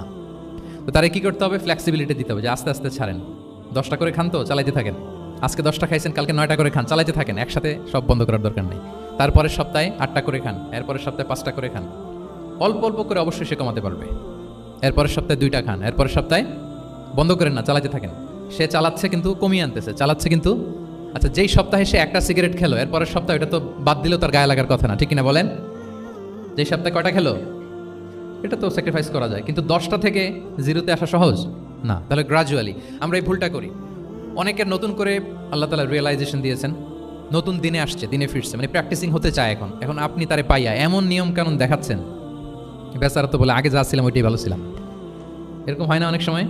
হ্যাঁ, ধরেন যে কোনো একজন নারী, সে হয়তো পর্দা মেনটেন করে না, একটু হিপ হপ স্টাইলে চলাফেরা করে, তো সে ভাবলো যে না, আমি তো অনেক ভুল করে ফেলছি, আমি সংশোধন হব, আমি প্র্যাকটিসিং হতে চাই। তো এখন যখন সে আপনার কাছে আসছে নাসিহাত নেওয়ার জন্য, আপনি যদি বলেন যে তোমার এই করতে হবে, বোরকা ঝুলাইতে হবে, হাত মোজা পা মোজা, পারবে? এ বলবে আগে যা ছিলাম ভালোই ছিলাম। তাকে একটু একটু করে বোঝাতে হবে, মানে এই হেজাব এটা কেন, হ্যাঁ, কাভারিং আওরা এটা কেন এটা করতে, এটা বেনিফিটটা আগে বুঝালেন। যে Islam consider women as a queen, নারীকে ইসলাম কি হিসেবে কনসিডার করে? রানী হিসেবে। তো রানীর তো একটা ড্রেস কোড থাকবে, স্পেশাল পোশাক থাকবে, এগুলো বুঝাবেন। সে যাতে একটু নিজেকে গুছিয়ে চলে, শুরুর দিকে আপনি এই বার্তা দিতে পারেন যে একটু গুছিয়ে চলতে হবে। এরপর একটু শালীন পোশাকে যেন সে অভ্যস্ত হয়, এটা বললেন। সে যখন শালীন পোশাকে অভ্যস্ত, তারপরে হেজাবের ফজিলত বললেন, সে যেন হেজাব পরে। যখন সে হেজাব পরে, এরপরে তাকে নেকাবের কথা বললেন। এইভাবে আস্তে আস্তে তাকে বোঝাতে হবে। কিন্তু একবারে যদি সব চাপিয়ে দেন, বলেন তো আওয়াজ করে, সে কি ওটা রিসিভ করতে পারবে? কারণ এই যে গ্রাজুয়ালিটি আর তাদাররুজ, এই সিস্টেমটা আপনি ভায়োলেট করেন নাই। মুআদ ইবনে জাবাল রাদিয়াল্লাহু তাআলা আনহুকে আল্লাহ রাসূল সাল্লাল্লাহু আলাইহি ওয়াসাল্লাম তিনি ইয়ামানের গভর্নর করে পাঠিয়েছেন। তো পাঠানোর আগে he was explaining a teaching guideline to his fellow সাহাবা। ওনাকে শিখাইতেছেন, তুমি যে যাবা মুআল্লিম হিসেবে, গভর্নর হিসেবে, কিভাবে দাওয়াতটা দিবা আগে শোনো। তিনি মুআদ ইবনে জাবালকে বললেন, ইন্নাকা তা'তি কওমান মিন আহলিল কিতাব। হে মুআজ, জেনে রাখো, এমন একটা এলাকায় তোমাকে পাঠাচ্ছি, তারা কিন্তু আহলে কিতাব, মানে তারা হচ্ছে জুইশ এন্ড খ্রিস্টান কমিউনিটি, দে আর নট মুসলিম, তারা কিন্তু ইহুদি খ্রিস্টান ওখানে। সো তুমি কিভাবে দাওয়াত দিবা? ফাদউহুম ইলা শাহাদাতি আন লা ইলাহা ইল্লাল্লাহ আন্না মুহাম্মাদুর রাসূলুল্লাহ। প্রথমে তাওহীদের দাওয়াত দিবা। আওয়াজ করে বলেন, প্রথমে দাওয়াত হবে কিসের? তাওহীদের। ফাইনহুম আতাউ লিযালিক, বাক্যটা খেয়াল করেন। যখন তারা এটা মেনে নিবে, এটাতে অভ্যস্ত, তারপর তুমি দাওয়াত দিবা যে আল্লাহ প্রতিদিন 5 ওয়াক্ত সালাত ফরজ করেছেন। কয় ওয়াক্ত? 5 ওয়াক্ত সালাত। আচ্ছা, ফাইনহুম আতাউ লিযালিক, যখন তারা 5 ওয়াক্তে সালাতে অভ্যস্ত হবে, তখন বলবা যে আল্লাহ তাআলা ধনীদের উপর যাকাত ফরজ করেছেন। ফাইনহুম আতাউ লিযালিক, যখন ওইটা মানবে, এরপরে বলবা রমজানের রোজা ফরজ করেছেন। সুবহানাল্লাহ, সুবহানাল্লাহ, আল্লাহু আকবার। তাহলে ধাপে ধাপে দেখেন, এই যে টিচিং গাইডলাইন তিনি দিচ্ছেন ওনার ফেলো সাহাবাকে, ফেলো কম্প্যানিয়নকে, যে তুমি ইয়ামানে যে একবারে সব বিধান তুমি যা জানো মনে করো না যে সবাই ওইটা মানবে। তারা জুইশ, তারা খ্রিস্টিয়ান, একটু একটু করে তাদেরকে দাওয়াত দিতে হবে। তাহলে গ্রাজুয়ালিটি, পাঠদান পদ্ধতির একটা অন্যতম বিষয় হচ্ছে কি গ্রাজুয়ালিটি, মানে ধাপে ধাপে, ধীরে ধীরে, অল্প অল্প করে বোঝানো। আচ্ছা, রাসূল সাল্লাল্লাহু আলাইহি ওয়াসাল্লাম মাঝে মাঝে কোনো কথার গুরুত্ব বোঝানোর জন্য শপথ করতেন, drawing attention by making oath, শপথ করে কথার গুরুত্ব বোঝাতেন। তিনি বলতেন, ওয়াল্লাহি ইন্নী লা আস্তাগফিরুল্লাহ ওয়া আতুবু ইলাইহি ফিল ইয়াউমি আকসারা মিন ৭০ মাররা। আল্লাহর শপথ, আমি নবী প্রতিদিন ৭০ বারেরও বেশি তওবা ইস্তেগফার করি। কয়বারেরও বেশি? ৭০ বার। এই কথাটার তাওবা ইস্তেগফারের গুরুত্ব বোঝাতে যেয়ে তিনি শুরুতে বলেছেন ওয়াল্লাহি, আল্লাহর শপথ। এরকম অনেক হাদিসে পাওয়া যায়, তিনি বলেছেন ওয়াল্লাযী নাফসু মুহাম্মাদিন বিয়াদিহি, ওই সত্তার শপথ যার হাতে মুহাম্মাদের আত্মা। আবার মাঝে মাঝে বলেছেন ওয়াল্লাযী নাফসি বিয়াদিহি, ওই সত্তার শপথ যার হাতে আমার আত্মা। এভাবে বলে তিনি কথা শুরু করেছেন। যখন তিনি এরকম শপথ করতেন, তখন কথার গুরুত্ব বোঝা যেত। কি বোঝা যেত? গুরুত্ব বোঝা যেত। তাহলে শপথ করে মাঝে মাঝে তিনি জিনিস বোঝাতেন। আচ্ছা, আমরা আমাদের বিভিন্ন প্রেজেন্টেশন বা লেকচার বোঝানোর জন্য অনেক মিনস ইউজ করি না? আল ওয়াসাইল তালিমিয়া, এটাও কিন্তু রাসূল সাল্লাল্লাহু আলাইহি ওয়াসাল্লাম করতেন। আমরা কি কি করি? আমি তো জানি না আপনাদের আইএসসিতে ক্লাসরুমগুলো কেমন, নিশ্চয়ই সেখানে হোয়াইট বোর্ডে তো আছেন। হোয়াইট বোর্ডে কি দিয়ে লেখা হয়? মার্কার। আচ্ছা, প্রেজেন্টেশন স্লাইড মাঝে মাঝে ইউজ করেন না? বা টিচার করে কিনা? তো সেটা কীভাবে করে? মাইক্রো প্রজেক্টর দিয়ে করে। এগুলো হচ্ছে আল ওয়াসাইল তালিমিয়া। তো রাসূল সাল্লাল্লাহু আলাইহি ওয়াসাল্লামের সময় তো এই স্লাইডও ছিল না, ডিজিটাল বোর্ডও ছিল না, হোয়াইট বোর্ডও ছিল না, হ্যাঁ, মার্কার ছিল না, ওইরকম কিছু ছিল না। তো উনি কি ইউজ করতেন? উনিও চমৎকার চমৎকার কিছু মাধ্যম ইউজ করতেন। আপনারা শুনলে অবাক হবেন। আপনাদের মনোযোগ আছে তো সবার, না? আচ্ছা, আমরা দেখি যে উনি কি কি ইউজ করতেন। উনি অনেক ধরনের ভিজুয়াল ডেমনস্ট্রেশন করতেন। ভিজুয়াল ডেমনস্ট্রেশন মানে যেটা আপনি চোখ দিয়ে দেখে শিখে ফেলবেন, বুঝে যাবেন। হ্যাঁ, visual demonstration. Physical gesture use করে এটা করতেন। ফিজিক্যাল জেস্চার, অঙ্গভঙ্গি, বাংলা কি বলে? অঙ্গভঙ্গি। রাসূল সাল্লাল্লাহু আলাইহি ওয়াসাল্লাম, এটাতে তো আর কিছু আধুনিক বিজ্ঞান, আইটি তো লাগতেছে না। কি বলেন? আমার হাত পা দিয়ে আমি একটা কিছু বোঝাচ্ছি। তো রাসূল সাল্লাল্লাহু আলাইহি ওয়াসাল্লাম কিন্তু এটা করতেন। একবার তিনি ইয়াতিমের রক্ষণাবেক্ষণ যারা করে তাদের মর্যাদা কত, ফজিলত কত, এটা বোঝাতে যে একবার তিনি বলতেছেন, আনা ওয়া কাফিলুল ইয়াতিমি ফিল জান্নাতি কাহাতাইন, আমি এবং এতিমের রক্ষণাবেক্ষণকারী জান্নাতে ঠিক এইভাবে থাকবো। এভাবে থাকবো মানে খুব কাছাকাছি থাকবো, he will be my neighbour, very close neighbour. এবং বোঝাতে যে এই যে উস্তা আর সাব্বাবা দুই আঙ্গুল এভাবে, এই আঙ্গুল থেকে এই আঙ্গুলের দূরত্ব কতটুকু? 1 মাইল নাকি কত? একেবারে কাছে। এই আঙ্গুল থেকে আঙ্গুলটিতে তেমন কোনো দূরত্বই নাই, মানে খুব কাছে। এটা দিয়ে তিনি বুঝালেন আমি এবং এতিমের রক্ষণাবেক্ষণকারী ঠিক এভাবে থাকবো যেভাবে এই দুটো আঙ্গুল কাছাকাছি। আল্লাহু আকবার। তাহলে এই যে ফিজিক্যাল জেস্টার ইউজ করলেন কিনা, অঙ্গভঙ্গি, এটাকে বলে ভিজুয়াল ডেমনস্ট্রেশন। কি বলে? Visual demonstration. এবং রিসার্চাররা বলতেছেন যে approximately 80% of human learning comes through the visual demonstration. মানে আইজ দিয়ে, চোখ দিয়ে আমরা আমাদের শেখার 80% শিখে ফেলি। আমাদের শিখনের অলমোস্ট 80% আমরা দেখে দেখে শিখি। তাহলে রাসূল সাল্লাল্লাহু আলাইহি ওয়াসাল্লাম ভিজুয়াল ডেমনস্ট্রেশন করলেন, আনা ওয়া কাফিলুল ইয়াতীমি ফিল জান্নাতি কাহাতাইন। আচ্ছা, আরও দেখি হাদিস এরকম আরও পাওয়া যায়। আমরা যে মুমিনরা ভাই ভাই, বিভিন্ন হাদিসে বিভিন্ন টেক্সটে রাসূল সাল্লাল্লাহু আলাইহি ওয়াসাল্লাম বলেছেন। এটা ইসলামের একটা খুব মৌলিক কথা, আমরা সবাই জানি না? আমরা সবাই কি এই অডিটোরিয়ামে আমরা যারা বসে আমরা সবাই কি আল মুমিনু আখুল মুসলিম, একে অপরের ভাই। আমাদের মধ্যে আবার আরেকটা সমস্যা আছে, আমরা দেখা যায় যে প্রত্যেকে যেই দল করে ওই দলের এরা ভাই ভাই আর কি, এরকম। এই হাদিসের একটা নিজস্ব অর্থ বলয় আমরা করে নিচ্ছি যে ভাই ভাই ঠিক আছে, বাট আমি এই দলের, সো আমরা ভাই ভাই। আচ্ছা, ওরা ওই দল, তো ওরা কি নিজেরা নিজেরা আসলে কি এই ভাই ভাই নাকি? না, যারাই কালিমা শাহাদাতে বিশ্বাসী, যারা আমাদের কেবলাকে কেবলা মানে, যারা ঈমান এনেছে, তারা সবাই আমরা কি ভাই ভাই। এই যে আমাদের ভ্রাতৃত্বের বন্ধনটা যে খুব অটুট এবং মজবুত সুদৃঢ়, এটা বোঝানোর জন্য রাসূল ইসলাম একবার বললেন আল মুমিনু লিল মুমিনি কাল বুনিয়ান। মুমিন যে ভাই ভাই, এই ভ্রাতৃত্বের বন্ধন হচ্ছে সুদৃঢ় প্রাচীরের মতো। ইয়াশুদ্দু বা'দুহু বা'দা, one side strengthening the other. একটা বড় প্রাচীর, যেমন এই বিল্ডিংটা যেমনি এই পাশ ওই পাশটাকে মজবুত করে ধরে রেখেছে, ওই পাশ যেমনি এটাকে মজবুত করে ধরে ঠায় দাঁড়িয়ে আছে বছরের পর বছর, যুগের পর যুগ। রাসূল সাল্লাল্লাহু আলাইহি ওয়াসাল্লাম বললেন মুমিন যে ভাই ভাই, তাদের সম্পর্কটা এরকম সুদৃঢ়। কতটা সুদৃঢ় এটা বলতে যে ওয়াশাব্বাকা বাইনা আসওয়াবিহি, তিনি হাতের এই 5 আঙ্গুল, এই 5 আঙ্গুলের ভেতরে ঢুকাই দিলেন। এরকম ধরেন তো একটু সবাই। আচ্ছা, ঢুকিয়ে একটু চাপ দেন, এখন ব্যাপারটা অনেক মজবুত হয়ে গেল না? হ্যাঁ, কেউ চাইলে কি সহজে ছোটাতে পারবে? না। তাহলে এই যে আরেকটা ভিজুয়াল ডেমনস্ট্রেশন পাইছেন, পেয়েছেন? ফিজিক্যাল জেস্টার, অঙ্গভঙ্গি করে তিনি বুঝাইলেন যে আমাদের ভ্রাতৃত্বটা এরকম মজবুত। মানে ওনার কাছে যা ছিল ওইটা বুঝাতে যে তিনি এই ফিজিক্যাল জেস্টারটা নিয়েছেন যে মুমিন ভাই ভাই এবং আমাদের ভ্রাতৃত্বের বন্ধনটা ঠিক এরকম মজবুত, লাইক দিস। তাহলে এটাকে বলে ভিজুয়াল ডেমনস্ট্রেশন, যেহেতু এতে করে সাহাবারা সহজে বুঝতো, এটা দিয়ে সহজে বুঝলো। আবার মাঝে মাঝে তিনি ড্রয়িং করেছেন, আমাদের মতো ডিজিটাল সিস্টেমে ড্রয়িং করে না, এখন তো খুব ইজি। তো তিনি কীভাবে ড্রয়িং করেছেন, একবার সাহাবিদেরকে নিয়ে তিনি মরুভূমির মাঝখানে খেজুরের ডাল নিয়ে একটা স্ট্রেট লাইন, সরল রেখা আঁকলেন। খাত্তা লানা রাসূলুল্লাহ সাল্লাল্লাহু আলাইহি ওয়াসাল্লাম খাত্তান, আল্লাহ রাসূল সাল্লাল্লাহু মরুভূমিতে খেজুরের ডাল দিয়ে টেনে একটা স্ট্রেট লাইন, মানে সরল রেখা আঁকলেন। একে বললেন হাদা সাবিলুল্লাহ, এটা হচ্ছে আল্লাহর রাস্তা, মানে সিরাতুম মুস্তাকিম। এরপরে এই স্ট্রেট লাইন, সরল রেখার ডানে বায়ে ছোট ছোট অনেকগুলো দাগ কাটলেন খেজুরের ডাল দিয়ে, আর বললেন হাদিহি সুবুলুশ শাইতান, এগুলো হচ্ছে শয়তানের রাস্তা। ফি কুল্লি সাবিলিন শাইতান, এই প্রত্যেকটা রাস্তায় একটা করে শয়তান থাকে, সে তার শয়তানি কাজের হাতছানি তোমাদের দেয়। তাহলে খেজুরের ডাল দিয়ে একটা স্ট্রেট লাইন, সরল রেখা করে বললেন এটা সিরাতুম মুস্তাকিম সাবিলুল্লাহ, আর ডানে বায়ে ছোট ছোট দাগ কেটে বললেন এগুলো হচ্ছে সাবিলুশ শয়তান, ওই পথে শয়তানের হাতছানি দেয়া পথে কভু যাওয়া যাবে, বরং সিরাতুল মুস্তাকিমে থাকা লাগে। তাহলে এই যে ভিজুয়াল ডেমনস্ট্রেশন ব্যাপারটা ক্লিয়ার হয়েছে না? কাফিলুল ইয়াতীমি কাহাতাইন শাব্বাকা বাইনা আসাবিহি খাত্তা লানা রাসূল সাল্লাল্লাহু আলাইহি ওয়াসাল্লাম খাত্তা। তাহলে এভাবে ওনার সাধ্যের নাগালে যা যা ছিল সাহাবাদেরকে আরো বোঝাতে, ভালো করে to clarify the issue, to visualize the matter, রাসূল সাল্লাল্লাহু আলাইহি ওয়াসাল্লাম এগুলোর ব্যবহার করেছেন। এরপর মাঝে মাঝে সাহাবীদের মস্তিষ্কের যাতে ব্যায়াম হয়, শিক্ষার্থীর কল্পনার জগতে কোনো কিছু চিত্রায়িত করা, এতে করে মস্তিষ্কের ব্যায়াম হয় আর কি, to enhance the power of imagination, আপনার ইমাজিনারি পাওয়ারকে ডেভেলপ করবার জন্য। রাসূল সাল্লাল্লাহু আলাইহি ওয়াসাল্লাম হাদিসে এরকম অনেক কথা বলেছেন যে তোমরা একটু ভাবো তো, এরকম হইলে কেমন হয়, এমন হইলে কেমন হয়, তেমন হইলে কেমন হবে। এই কথাগুলো যখন বলতেন সাহাবারা ভাবনার জগতে হারিয়ে যেত, ভাবতেন, কল্পনার রাজ্যে হারিয়ে যেতেন, ওনাদের মস্তিষ্কের ব্যায়াম হতো, ইমাজিনেশনের যে পাওয়ার এটা ডেভেলপ করতো, এমনটা পাওয়া যায়। রাসূল সাল্লাল্লাহু আলাইহি ওয়াসাল্লাম একবার বললেন আরাআইতুম লাউ আন্না নাহরান বিবাবি আহাদিকুম ইয়াগতাসিলু মিনহু কুল্লা ইয়াউমিন 5 মাররাতিন হাল ইয়াবকা মিন দারানিহি শাই। আচ্ছা বলো তো, তোমরা একটু ভাবো তো, কল্পনার রাজ্যে হারিয়ে যাও, ভেবে দেখো তো, ধরো যে তোমার বাড়ির সামনে একটা ঝর্ণাধারা আছে বা একটা চমৎকার লেক আছে যেখানে স্বচ্ছ স্ফটিক পানি, তুমি যদি প্রতিদিন ওই ঝর্ণায় যে বা ওই লেকে নেমে 5 বার গোসল করো, তোমার গায়ে কোনো ময়লা থাকবে? আর সাহাবারা কল্পনা করে বলে না, মনে মনে ভাবতেছে যে গোসল করতেছে, 5 বার গোসল করার পরে আর আমার গায়ে দুর্গন্ধ, ঘামের গন্ধ থাকবে কি করে? না, কোনো ময়লা থাকবে না। সাহাবারা বলে লা ইয়া রাসূলুল্লাহ লা ইয়াবকা মিন দারানিহি শাই। রাসূল সাল্লাল্লাহু তখন বলেন ফাকাযালিকা মাসালুস সালাওয়াতিল খামস, এটা হচ্ছে 5 ওয়াক্ত সালাতের দৃষ্টান্তের মতো, ইয়ামহুল্লাহু বিহিন্নাল খাতায়া। কারো ঘরের সামনে যদি একটা স্বচ্ছ লেক থাকে, পানির ফোয়ারা, সে যদি 5 বার গোসল করে তার গায়ে যেমনি কোনো দুর্গন্ধ, ময়লা, আবর্জনা কিছু থাকে না, কেউ যখন 5 ওয়াক্ত সালাত আদায় করে তখন এই সালাতও তার সব গুনাহগুলোকে ধুয়ে মুছে এরকম পাক পবিত্র সাফ করে দেয়।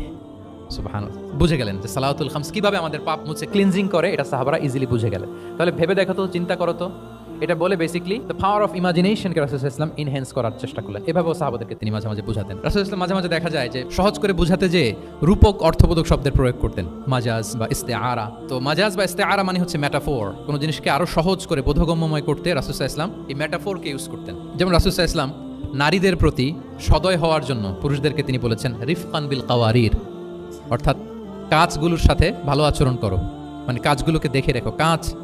কাচের পাত্র দিয়ে তিনি নারীদেরকে, স্ত্রীদেরকে বুঝিয়েছেন রিফকান বিল কাওয়ারির। আচ্ছা বলেন তো, কাচের গ্লাস, প্লেট, তৈজসপত্র এক বাড়ি থেকে যদি আরেক বাড়িতে, লেটসে আপনি বাসা শিফট করবেন, আপনার কাছে অনেক কাচের তৈরি গ্লাস, প্লেট, তৈজসপত্র আছে। চট্টগ্রামের এই থানা থেকে ওই থানায় আপনি বাসা চেঞ্জ করুন, এগুলো নেওয়ার সময় আপনারা কি করেন বলেন? র্যাপিং করে, এক্সট্রা প্রিকশন নিয়ে খুব সাবধানে এটাকে ধরতে হয়, রাখতে হয়, সেট করতে হয়, নামাতে হয়, ঠিক কিনা বলেন? এটা বোঝাতে যে নারীদের সাথে কোমল আচরণ করো, সদয় আচরণ করো, এটা বোঝাতে যে রাসূল সাল্লাল্লাহু আলাইহি ওয়াসাল্লাম বলেছেন রিফকান বিল কাওয়ারির। একবার স্ত্রীরা, আমাদের আম্মা জানেরা রাসূল সাল্লাল্লাহু আলাইহি ওয়াসাল্লামের সাথে সফরে যাচ্ছেন, খুব সম্ভবত হজের সফরে। তো ওনারা যখন পালকিতে চড়বেন, ওখান থেকে হাওদাজে উঠাবেন, খুব দ্রুত তাড়াহুড়ো করে কিছু লোকজন ওই পালকি উঠাচ্ছিল। তখন রাসূল সাল্লাল্লাহু আলাইহি ওয়াসাল্লাম বললেন, ওয়াই হাক ইয়া আনজাসা সাউকাকা রিফকান বিল কাওয়ারির, খুব সাবধানে নিয়ে যাও, কাজগুলোকে একটু দেখে শুনে নাও, কাচের বোতলগুলো, গ্লাসগুলো দেখে শুনে নাও, মানে স্ত্রীদেরকে একটু দেখে শুনে যত্নের সাথে নিয়ে নাও। তাহলে নারীদেরকে কিসের সাথে তুলনা করেছেন? কাচের গ্লাস, কাচের তৈজসপত্র, কাচের সামগ্রী, যাতে বুঝতে সুবিধা হয়। কাচের গ্লাস তোমরা যেমনি ধরো, রাখো, ডিল করো, নারীদের সাথেও এভাবে কি কোমল আচরণ করতে হবে।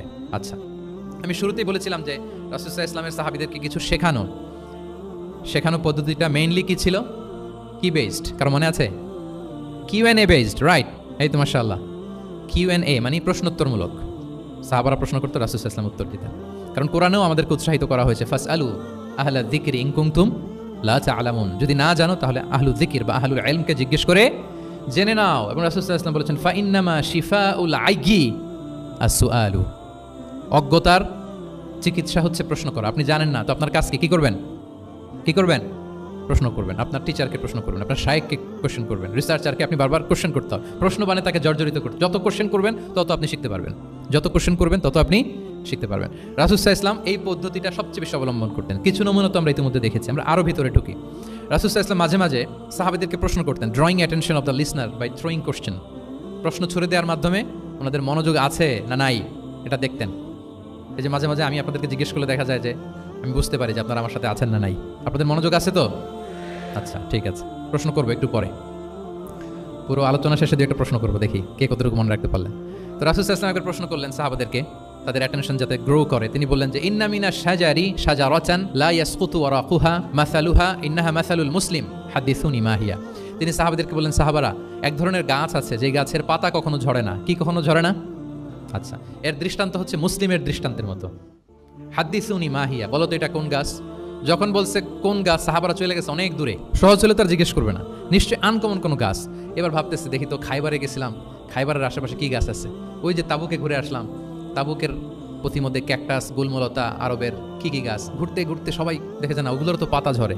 খুঁজতে খুঁজতে সারা দুনিয়া খুঁজে ফেলতেছে সাহাবারা, কিন্তু ওনাদের নিজেদের জাতীয় গাছ যেটা, ঘরের পিছনে যে গাছের সারি সারি, যে গাছের ফল খেয়ে ওনারা জীবন ধারণ করেন, যেটা ওনাদের সমাজ, রীতি, ঐতিহ্য, ট্র্যাডিশনের সাথে জড়িত, ওই গাছের নামই ভুলে গেছে, ওইটা মনে করতে পারতেছে, সবাই দূরে চলে গেছে। হাদিসে এসেছে ফাওয়াকা আন্নাসু ফি শাজারিল বাওয়াদি, দূর দূরান্তের গাছ নিয়ে ভাবতেছে, ভেবে ভেবে হয়রান, কেউ বলতে পারে না। তখন বাধ্য হয়ে রাসূল সাল্লাল্লাহু আলাইহি ওয়াসাল্লামকে বলল, ইয়া রাসূলুল্লাহ, আপনি একটু আমাদেরকে বলে দেন যে ইয়া রাসূলুল্লাহ হাদিসনা মা হিয়া, এটা কোন গাছ? তখন রাসূল সাল্লাল্লাহু আলাইহি ওয়াসাল্লাম বললেন, ইন্নাহা নাখলা, খেজুর গাছ। খেজুর গাছের পাতা পড়ে না, ডাল টেনেও ছিঁড়া যায় না, খুব কষ্ট। তো এটার দৃষ্টান্ত মুসলিমের দৃষ্টান্তের ন্যায়। তাহলে কোনো সাহাবারা পারলেন না। পরবর্তীতে হাদিসের যিনি বর্ণনাকারী আব্দুল্লাহ ইবনে ওমর তখন ছোট ছিলেন, বাড়িতে যাওয়ার পথে ওমর রাদিয়াল্লাহু তাআলা আনহুকে বলতেছেন যে, বাবা, আব্বা, এটা যে খেজুর গাছ আমার কিন্তু মাথায় আসছিল। তোমারে ফারুক বলেন, বলো কি, তোমার মাথায় আসছিল, তুমি বললে না কেন? উনি বলে নাই কারণ সিনিয়র সাহাবারা পারতেছে না, বাপ চাচারা কেউ পারে না, আমি ছোট মানুষ বইলে আবার কোন বিপদে পড়ি, বিনয়ী মানুষ, উনি আর বলেন নাই, লাজুকতাও কাজ করতেছিল।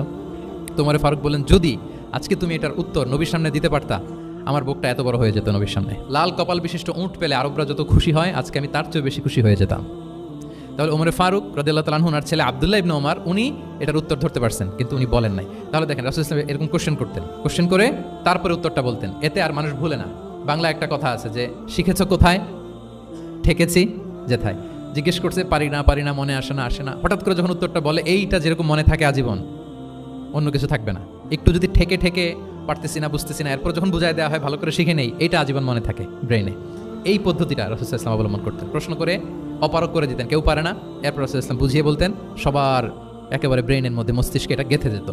তাহলে প্রশ্ন ছুটতেন। আচ্ছা, এরকম অনেক হাদিস আপনারা পাবেন রাসূল সাল্লাল্লাহু আলাইহি ওয়াসাল্লাম প্রশ্ন করে তারপরে উত্তর দিয়েছেন। আতাদরুনা মাল গীবা, তোমরা কি জানো গীবত কি? সাহাবারা বলে আল্লাহ রাসূল ভালো জানেন। যিকরাকা আখাকা বিমা ইয়াকরা, বলে দিলেন। আতাদরুনা মানিল মুফলিস, তোমরা কি জানো মুফলিসকে? এইভাবে প্রশ্ন করতে করতে সাহাবাদেরকে শিখাতেন। আচ্ছা, আল্লাহ রাসূল সাল্লাল্লাহু আলাইহি ওয়াসাল্লামের আরেকটা অভ্যাস ছিল প্রশ্নের পিঠে প্রশ্ন ছুড়ে দেওয়া। মানে কোনো সাহাবী যদি প্রশ্ন করতো, রাসূল সাল্লাল্লাহু আলাইহি ওয়াসাল্লাম তো উত্তর দিয়ে জানিয়ে দিতেন। মাঝে মাঝে জানিয়ে না দিয়ে প্রশ্নের পিঠে আবার উনি কি করতেন? প্রশ্ন ছুড়ে দিতেন। এটাও পাওয়া যায়।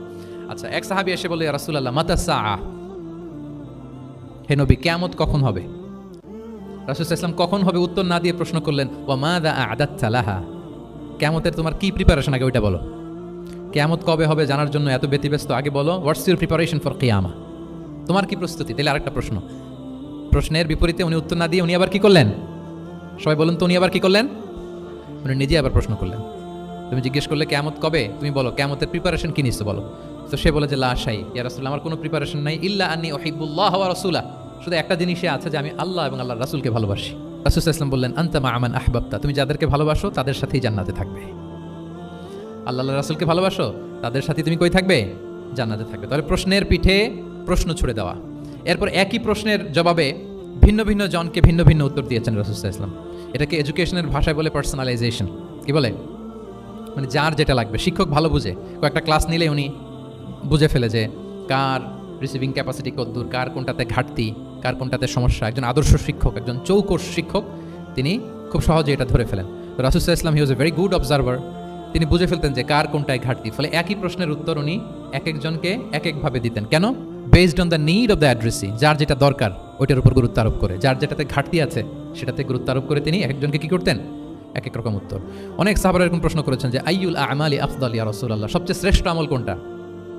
তিনি এক একজনকে এক একটা বলেছেন। কখনো বলেছেন যে আল্লাহর উপর ঈমান আনা, আল ঈমানু বিল্লাহি ওয়াহদা। কাউকে বলেছেন যে আল জিহাদ ফি সাবিলিল্লাহ, কাউকে বলেছেন আস-সালাতু ফি ওয়াক্তিহা, অন টাইমে সালাত পড়া। তার মানে যার যেটাতে ঘাটতি ছিল। কাউকে বলেছেন বিররুল ওয়ালিদাইন, কারণ তিনি দেখেছেন তার সাথে তার মা বাবার সম্পর্কে একটু ঘাটতি আছে, তারা এটা বলি, কারণ সবগুলোই ভালো কাজ, সবগুলোই কি ভালো কাজ। তাহলে যার যেটাতে ঘাটতি আছে সেটাতে গুরুত্ব আরোপ করা, এটা রাসূল সাল্লাল্লাহু আলাইহি ওয়াসাল্লাম করেছেন। মাঝে মাঝে রাসূল সাল্লাল্লাহু আলাইহি ওয়াসাল্লাম সাহাবীদেরকে, মানে শিক্ষার্থীদেরকে উত্তর জানার জন্য ব্যাপকভাবে আগ্রহী করে তুলতেন। হ্যাঁ, এটা আরবিতে বলে তাশবিকুস সামিঈন ইলা মা'রিফাতিল জাওয়াব, উত্তর শোনানোর জন্য আগ্রহী করে তোলা। সেক্ষেত্রে মাঝে মাঝে তিনি একটা দুটো শব্দ ইউজ করতেন। কিরকম? যেমন আওয়ালা আদুল্লুকুম, অথবা আলা উখবিরুকুম, আমি কি তোমাদের বলবো না? এটা বললে সাহাবারা বলতেন, বলেন বলেন ইয়া রাসূলুল্লাহ, অবশ্যই বলবেন, বলা ইয়া রাসূলুল্লাহ। আওয়ালা উখবিরুকুম, আমি কি তোমাদের জানিয়ে দিব না? সাহাবারা বলতেন, ইয়া রাসূলুল্লাহ, অবশ্যই আপনি আমাদের জানিয়ে দিবেন। যেমন তিনি বললেন যে কেউ জান্নাতে যাবে না মুমিন হওয়া ছাড়া, কেউ ঈমানদার হতে পারবে না যতক্ষণ না একে অপরকে তোমরা ভালো না বাসো। তাহলে এটা গুরুত্বপূর্ণ বিষয়, একে অপরকে ভালো না বাসতে নাকি মুমিনই হওয়া যাবে না, আর মুমিন না হলে তো জান্নাতেই যাওয়া যাবে না। তখন রাসূল সাল্লাল্লাহু আলাইহি ওয়াসাল্লাম বললেন, আওয়ালা আদুল্লুকুম আলা শাইইন ইযা ফাআলতুমুহু তাহাবাবতুম, আমি কি তোমাদেরকে বলবো না এমন একটা আমলের কথা যেটা করলে তোমাদের পারস্পরিক হৃদ্যতা বাড়বে, ভালোবাসা বাড়বে? তখন তিনি বললেন, সেটা কি? আফশুস সালামা বাইনাকুম, তোমাদের মাঝে ব্যাপক সালামের প্রসারণ করো, সালামের প্রসার করো, একে অপরকে বেশি বেশি সালাম দাও। ব্যাপারটাকে এইভাবে প্রেজেন্ট না করে উনি যদি বলতেন সাহাবারা বেশি বেশি সালাম দিও, এটা সওয়াবের কাজ অনেক। এটা হচ্ছে একটা প্রেজেন্টেশন। আর একটা হচ্ছে এমনভাবে এটাকে উপস্থাপন করা যে মুমিন না হলে জান্নাতে যাবা না, আর একে অপরকে ভালো না বাসলে মুমিন হতে পারবে না। তোমরা কি জানো কি করলে একে অপরের মধ্যে ভালোবাসা বাড়ে? এরপর রাসূল সাল্লাল্লাহু আলাইহি ওয়াসাল্লাম বলতেন যে সালাম দেওয়ার মাধ্যমে ভালোবাসা বাড়বে। একবার রাসূল সাল্লাল্লাহু আলাইহি ওয়াসাল্লাম বলেন, আলা উখবিরুকুম বিআফদালা মিন দারাজাতিস সিয়ামি ওয়াস সালাতি ওয়াস সাদাকা, আমি কি তোমাদের জানাবো না যে নামাজ, রোজা, সাদাকার চেয়েও বেশি ফজিলতের একটা আমল আছে, সেটা কি আমি কি তোমাদের জানাবো না? সাহাবারা বললেন, ক্বালু বালা ইয়া রাসূলুল্লাহ, হে আল্লাহর রাসূল, অবশ্যই জানাবেন, অবশ্যই জানাবেন। কারণ নামাজের চেয়েও বেশি গুরুত্বপূর্ণ, সাদাকার চেয়েও বেশি গুরুত্বপূর্ণ, সিয়ামের চাইতেও বেশি গুরুত্বপূর্ণ সেটা কি? তখন রাসূল সাল্লাল্লাহু আলাইহি ওয়াসাল্লাম বললেন, সেটা হচ্ছে ইসলাহু যাতিল বাইন, বিবাদমান দুই গ্রুপকে মিলিয়ে দেয়া, বিবাদমান দুই ব্যক্তিকে মিলিয়ে দেয়া। এটা নফল নামাজ, নফল সাদাকা, নফল রোজার চেয়েও বেশি কি ফজিলতপূর্ণ, বেশি গুরুত্বপূর্ণ। আমরা তো মনে করি শুধু নামাজ পড়লেই বোধহয় আমি অনেক সওয়াব পেলাম, রোজা রাখলেই সওয়াব পেলাম, শুধু জিকির করলে, সাদাকা করলেই সওয়াব পেলাম। কিন্তু রাসূল সাল্লাল্লাহু আলাইহি ওয়াসাল্লাম বলেন যে দুইজনের মধ্যে একটু মনোমালিন্য তুমি মিলিয়ে দাও, এটা এর চেয়েও বেশি সওয়াবের। আল্লাহু আকবার। দুই গোষ্ঠীর মধ্যে দীর্ঘদিনের ঝগড়া মিলিয়ে দাও, এটা এর চেয়েও বেশি সওয়াবপূর্ণ। রাসূল সাল্লাল্লাহু আলাইহি ওয়াসাল্লাম মক্কা থেকে মদিনায় যেয়ে কি করেছেন? আউস এবং খাজরাজের দীর্ঘদিনের যুদ্ধ 1 ঘন্টার মধ্যে কি settle down. He was a very good mediator and arbitrator, চমৎকার মধ্যস্থতা করতে জানতেন তিনি। তাহলে এইভাবে উত্তর জানার জন্য শিক্ষার্থীদেরকে আগ্রহী করে তুলতেন। আচ্ছা, আরেকটা পদ্ধতি ছিল অবজারভেশন অ্যান্ড কারেকশন। রাসূল ইসলাম, আমি আলোচনার শুরুতেই বলেছি, হি was a very good observer. চমৎকার পর্যবেক্ষণ করতেন এবং সংশোধন দিতেন। কে কি করছেন এটা খেয়াল রাখতেন, মানে চোখ কান খোলা রাখতেন। বাংলা আমরা কি বলি? চোখ কান খোলা রাখা। মসজিদে নববীতে এরকম ভুরি ভুরি পাবেন যে রাসূল ইসলাম কে কি করতেছে অবজার্ভ করতেছে, ওইটার উপর বেস করে তাকে নাসিহা করতেছে। একটা বিখ্যাত হাদিস তো আপনারা জানেন, রাসূল ইসলাম বসা, এক বেদুইন আসলো, এসে তার উটটা মসজিদে নববীতে বাঁধলো, বেদে 2 রাকাত নামাজ পড়লো, নামাজ পড়ে হাত তুলে আল্লাহর কাছে দোয়া করে, ইয়া আল্লাহ আল্লাহুম্মা আরহামনি ওয়া মুহাম্মাদা ওয়ালা তারহাম মা'ানা আহাদা, মানে ও আল্লাহ তুমি শুধু আমারে রহম করো আর মুহাম্মদ সাল্লাল্লাহু আলাইহি ওয়াসাল্লামের রহম করো, আমাদের দুজনের সাথে আর কাউরে রহম করো না তুমি। বেদুইন তো কি, বেদুইন মরুপল্লীতে বসবাস। আদাবুদ দোয়া, দ্য এটিকেটস অফ দোয়ার যে একটা আদব আছে, অন্যের জন্য দোয়া করলে যেটা নিজের লাভ, এগুলো তো জানে না। আল্লাহ তুমি আমারে মাফ করো, মুহাম্মদ সাল্লাল্লাহু আলাইহি ওয়াসাল্লামকে মাফ করো, আমাদের সারা কাউরে মাফ করো না, কাউরে রহম করো না। এটা রাসূল সাল্লাল্লাহু আলাইহি ওয়াসাল্লাম দূর থেকে বসে বসে অবজার্ভ করছেন আর বললেন, হায় রে, লোকটা একটা প্রশস্ত জিনিসকে সংকীর্ণ বানায় ফেললো। গোটা বিশ্বের সবাইকে যদি আল্লাহ ক্ষমা করে, রহম করে, আল্লাহর রহমের দরিয়ায় কোনো ঘাটতি হবে বলেন তো? হবে? একটা প্রশস্ত বিষয়কে সে সংকীর্ণ করে ফেললো। এরপর কতটা সে বেদুইন কি প্রকৃতির ছিল দেখেন। দোয়া টোয়া শেষে মসজিদে নবীর মাঝখানে বসে পেশাব করা আরম্ভ করছে।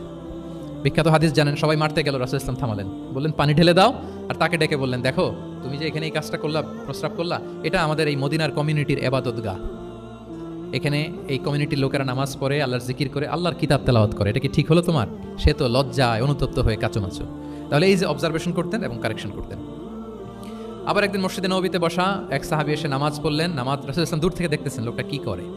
নামাজ পড়লো 2 রাকাত, পরে এসে নবীকে সালাম দিল। রাসূল ইসলাম সালামের উত্তর দিয়ে বললেন, ইরজি' ফাসাল্লি ফাইন্নাকা লাম তুসাল্লি, যাও আবার পড়ো, কারণ তুমি নামাজ পড়ো নাই, মানে নামাজটা ঠিকমতো হয় নাই, ইউ ডিডন্ট অফার ইউর সালাহ in a correct way, proper manner.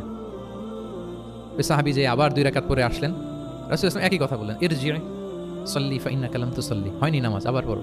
আবার পরে আসলেন, আবারও একই কথা। এখন 3 বার পড়ার পরও যখন হয় না, বেচারা ভাবলেন আবার যে বললে তো একই হবে, আমি তো এটাই জানি। তিনি বললেন, মা উহসিনু গায়রাহ, ইয়া রাসূল এর চেয়ে ভালো আমি আর পারি না, ফাআল্লিমনি ইয়া রাসূলুল্লাহ, নবী আমাকে একটু শিখিয়ে দেন কিভাবে পড়ব। রাসূল সাল্লাল্লাহু আলাইহি ওয়াসাল্লাম বললেন, যখন নামাজে দাঁড়াবে আল্লাহু আকবার বলে দাঁড়াবে, এরপর কোরআন থেকে যা সহজ লাগে পড়বে, তাড়াহুড়ো করবে না। কি করবে না? সবাই বলেন, কি করবে না? নামাজে কোনো তাড়াহুড়ো নাই, নো রাশিং ইন সালাহ, নো হ্যাস্টিনেস ইন সালাহ। নামাজে আমরা খুব তাড়াহুড়ো করি, এটা নামাজের যে প্রাণ, সালাতের প্রাণকে, রূহকে নষ্ট করে দেয়। যখন রুকুতে যাবে স্ট্রেইট ফরওয়ার্ড রুকু করবে, হাত্তা তাতমা ইন্না রাকিআন। রাসূল সাল্লাল্লাহু আলাইহি ওয়াসাল্লামের রুকুর পিঠটা ছিল একেবারে স্ট্রেইট, এই টেবিলটা যেরকম স্ট্রেইট এরকম স্ট্রেইট। লাউ সাব্বা আলাইহিল মা লাস্তাকার, পানি ভর্তি একটা বোতল যদি রাসূল সাল্লাল্লাহু আলাইহি ওয়াসাল্লামের রুকু দেয়া পিঠের উপর রাখতো, পানিটাও পড়তো না, বোতলটাও পড়তো না, স্ট্রেইট। এরকম উদাহরণ দিয়ে সাহাবারা বলতেন যে এত স্ট্রেইট রুকুর পিঠ যে পানি ভর্তি গ্লাস রাখলে পানিটাও কাঁপবে না, বোতলটাও পড়বে না। রাসূল সাল্লাল্লাহু আলাইহি ওয়াসাল্লাম বলতেন, সবচেয়ে বড় চোর যারা নামাজে চুরি করে। সাহাবারা বললেন, এটা আবার কিভাবে? তিনি বললেন, লা ইউতিম্মু রুকুআহু ওয়া সুজুদাহ, তারা নামাজের চোর যারা রুকু সেজদা ঠিকমতো করে না। তো বললেন যে রুকু থেকে আবার স্ট্রেট হয়ে দাঁড়াবে, যখন সিজদায় যাবে ইতমিনানের সাথে, উইথ রিল্যাক্সেশন। নামাজের মধ্যে কি থাকবে? রিল্যাক্সেশন থাকবে। যখন বললেন যে এই 1 রাকাত যেমনি তোমাকে শিখালাম, সব নামাজ তুমি এইভাবে পড়বা, উইথ রিল্যাক্সেশন, নো রাশিং, তখন সাহাবী শিখে গেলেন। তাহলে এই যে অবজারভেশন অ্যান্ড কারেকশন, দেখতেন হোয়াটস গোয়িং অন অ্যারাউন্ড, কি হচ্ছে, ভুল হলেই শুধরে দিতেন। হজের দিন উনি ওটের সামনে বসা, পেছনে ফদল ইবনে আব্বাস রাদিয়াল্লাহু তাআলা আনহু, আব্দুল্লাহ ইবনে আব্বাসের ভাই, রাসূল সাল্লাল্লাহু আলাইহি ওয়াসাল্লামের কাজিন, রাসূল সাল্লাল্লাহু আলাইহি ওয়াসাল্লামের কি কাজিন। রাসূল সাল্লাল্লাহু আলাইহি ওয়াসাল্লাম বিভিন্ন মাসআলার উত্তর দিচ্ছেন। কি করতেছেন? মাসআলার উত্তর দিচ্ছেন। রাসূল সাল্লাল্লাহু আলাইহি ওয়াসাল্লাম হজ করেছিলেন কয়টা বলেন তো দেখি, কে জানে? হ্যাঁ, মাত্র 1টা করছে। ঠিকঠাক আছে তো উত্তর? সবাই বলেন, কয়টা হজ করেছিলেন? হ্যাঁ, আসলে রাসূল সাল্লাল্লাহু আলাইহি ওয়াসাল্লাম কেবলমাত্র জীবনে কয়টা হজ করেছেন? 1টা হজ করেছেন, 4টা উমরা করেছেন। আচ্ছা, এবার যেহেতু 1টা হজ করেছেন, মানুষের অনেক ভুল হয়ে যাওয়া তো খুব স্বাভাবিক, কি বলেন? স্বাভাবিক না? স্বাভাবিক। ফলে 10 জিলহজ, যেটা ভেরি হ্যাকটিক ডে, একদিনে অনেক কাজ করতে হয়, 5টা কাজ।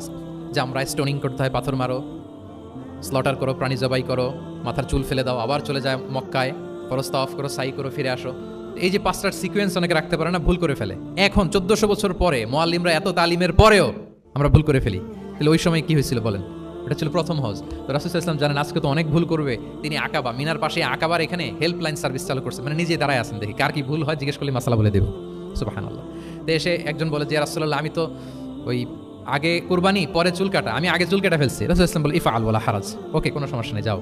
আরেকজন এসে বলে, আমি তো আগে এটা করছি। ওই দিন যাই নবীকে জিজ্ঞেস করা হয়েছে, নবী সাল্লাল্লাহু আলাইহি ওয়াসাল্লাম ফ্লেক্সিবিলিটি দিয়ে দিয়েছেন, বলে করো, অসুবিধা নাই। তো ওই যে দাঁড়িয়ে তিনি মাসালা বলতেছেন, পেছনে ছিল ফাদল ইবনে আব্বাস, ছোট ছোট সাহাবী, তরুণ। তো খাসাআম গোত্রের এক নারী আসছিল একটা মাসালা জিজ্ঞেস করতে, and she was a very beautiful lady, বেশ সুন্দরী ছিল। তো এসে রাসূল সাল্লাল্লাহু আলাইহি ওয়াসাল্লামকে যখন প্রশ্ন করতেছে, ফাদল ইবনে আব্বাসের নারীর দিকে তাকায় আছে, এবং ওই নারীও ফাদল ইবনে আব্বাসের দিকে তাকায় আছে। রাসূল সাল্লাল্লাহু আলাইহি ওয়াসাল্লাম উত্তরও দিচ্ছেন, আবার খেয়াল করতেছেন যে চোখাচোখি হয়ে যাচ্ছে। যখনই তিনি অবজার্ভ করলেন যে ফদল ইজ ক্রসিং দ্য লিমিট, একবার চোখ পড়তে পারে তারপর তো নামিয়ে ফেলতে হবে, সে যখন তাকিয়ে আছে, নারীও তাকিয়ে আছে, তখন রাসূল সাল্লাল্লাহু আলাইহি ওয়াসাল্লাম কি করলেন, ওয়াজআলা নবী সাল্লাল্লাহু আলাইহি ওয়াসাল্লাম ইয়াসরিফু ওয়াজহাল ফাদলি ইলা শিক্কিল আখার, সাথে সাথে ফদলকে বললেন, ফদল ওইদিকে না, এইদিকে তাকাও। এটা সরাসরি হাদিসের অনুবাদ করে শোনাচ্ছি, আমার পক্ষ থেকে না, আমি বুখারীর হাদিস। ফাজআলা ইয়াসরিফু ওয়াজহাল ফাদলি, ফদল ইবনে আব্বাসের চেহারাটা রাসূল সাল্লাল্লাহু আলাইহি ওয়াসাল্লাম ঘুরিয়ে ফেললেন যে ফদল ওইদিকে তাকানো যাবে না, এদিকে তাকাও। ফদল রাদিয়াল্লাহু তাআলা আনহু নিজেকে সামলে নিলেন। এই যে this is the point, observation. এটা কি বলে? Observation and correction. রাসূল ইসলাম he was a very good observer. What's going on around, কি চলতেছে সব দিকে চোখ কান খোলা। বাংলায় কি বলে? বাংলায় বললে বুঝবেন ভালো, চোখ কান খোলা রাখতে হবে। তো রাসূল ইসলাম খেয়াল করলেন এবং ওনার চেহারা ঘুরিয়ে দিলেন। এভাবে তিনি কেউ ভুল করলে শুধরে দিতেন। এবং শুধরে দেওয়ার আরেকটা নিয়ম রাসূল ইসলাম, আল্লাহু আকবার, অনেক পয়েন্টস এখানে, যে কিভাবে তিনি অন্যের ভুল শুধরাতেন। কিভাবে ভুল শুধরাতেন? আমরা কিভাবে ভুল শুধরাই? বাংলাদেশের যে টেন্ডেন্সি, কেউ ভুল করলে আর মাইক্রোফোন যদি পাই যে মাহফিলে, এইবার তো পাইছি ওই বেটারে, ও কাফের, ওর দাদা কাফের, ওর 14 গোষ্ঠী কাফের, ও মারা যাওয়ার পরে যেখানে কবর দিবে ওই কবরের উপর যে ঘাস উঠবে, ওই ঘাস যে গরু খাবে, ওই গরুর দুধ যে খাবে, ও কাফের। আমি জাস্ট সিনারিওটা আপনাদের সাথে শেয়ার করি যে নিয়ম হচ্ছে কি। লেটস সে আমার একজন কো স্পিকার কোনো কিছু একটা ভুল করে ফেলছে, তার জানা নাও থাকতে পারে, আবার আমারও একটা জিনিস জানা নাও থাকতে পারে। কেউ ভুল করলে শুধরানোর নিয়ম হচ্ছে সে যে ভুলটা করলো এটা যে ভুল এটা জানানো, যে অনেকে এরকম এরকম বলে, আসলে এটা ঠিক না, বরং ঠিক হচ্ছে এটা এবং এর পক্ষে দলিল হচ্ছে এটা, জাস্ট এটা বলে দেওয়া। এটা যদি বলে দেয় তাহলে কি হবে, যখন ওই যে ভুল করছে সে যখন শুনবে, তার নাম তো আর বলা হয় নাই, সে তো বুঝে যাবে এটা তো আমি ভুলটা করছি, ফলে আমি শুধরে গেলাম, ওই লোক শুধরে যাবে। আর বাকি যারা লিসেনার, শ্রোতা, তারা সবাই সতর্ক হয়ে যাবে। তাহলে যেটা উদ্দেশ্য ছিল কাউকে শুধরানো, ওটা হয়ে গেছে না? কারণ নাম নেওয়া প্রয়োজন হয়েছে? বলেন তো। রাসূল সাল্লাল্লাহু আলাইহি ওয়াসাল্লাম যখন কাউকে কারেক্ট করতেন তখন কখনো কারো নাম ধরে শুধরাতেন না, কারেক্ট করতেন না। আল্লাহু আকবার। নাম ধরে শুধরাতেন না, পাছে না সে লজ্জা পেয়ে যায়, পাছে না সে বিব্রত হয় মানুষের সামনে। সুবহানাল্লাহ। অন্যের রাইটস, অন্যের ব্যক্তিত্বের ব্যাপারে কতটা মর্যাদাশীল ছিলেন। কারণ কারো নাম ধরে তো আমার শুধরানোর দরকার নেই, এটা যে ভুল, সোসাইটিকে এটা জানালেই হবে। তাহলে যে ভুল করছে সে শুধরে গেল, বাকিরা সতর্ক হয়ে গেল, ঠিক না? আচ্ছা, 3 সাহাবী মিলে একবার ভাবলো রাসূল সাল্লাল্লাহু আলাইহি ওয়াসাল্লাম বাড়িতে কি কি আমল করে, আমরা একটু আম্মাজানদের জিজ্ঞেস করি, তাহলে আমরাও আমাদের আমলটা একটু বাড়াবো। যে জিজ্ঞেস করলো যে আম্মাজানরা একটু বলেন তো উনি বাসায় কি কি ইবাদত করে, কতটুকু কোরআন পড়ে, তাহাজ্জুদ কেমনে পড়ে। আম্মাজানরা বর্ণনা দিলেন। বর্ণনা শোনার পরে কান্নাহুম তাকাল্লুহা, ওনাদের কাছে একটু কম মনে হইলো, মানে অনেক এক্সপেকটেশন নিয়ে আসছিল। তারা ভাবছিল মানে রাতে ঘুমাই না, সারা রাত তাহাজ্জুদ আর কান্নাকাটি করে রাসূল সাল্লাল্লাহু আলাইহি ওয়াসাল্লাম কাটায় দেয়, তাদের এরকম একটা ধারণা ছিল। কিন্তু এসে শুনে যে না, আসার পরে নাকি ঘুমোতে যায়, অনেকক্ষণ ঘুমিয়ে সে মাঝরাতে নাকি ওঠে। যা যা বর্ণনা শুনলো কান্নাহুম তাকাল্লুহা, এদের কাছে একটু কম মনে হলো। তো একজন বলতে, সারে কম না, আইনা নাহনু মিন রাসূলিল্লাহ, কোথায় আল্লাহ রাসূলের, কোথায় আমরা। গফিরা লাহু মা তাকাদ্দামা মিন যামবিহি ওয়া মা তাআখার, ওনার তো আগের পরে সব গুনাহই মাফ, আদতে তো গুনাহই নাই, নবীরা তো মাসুম। তো ওনার সাথে কি আমাদের তুলনা, আমাদের এত কম করলে হবে না, তো কি করতে হবে?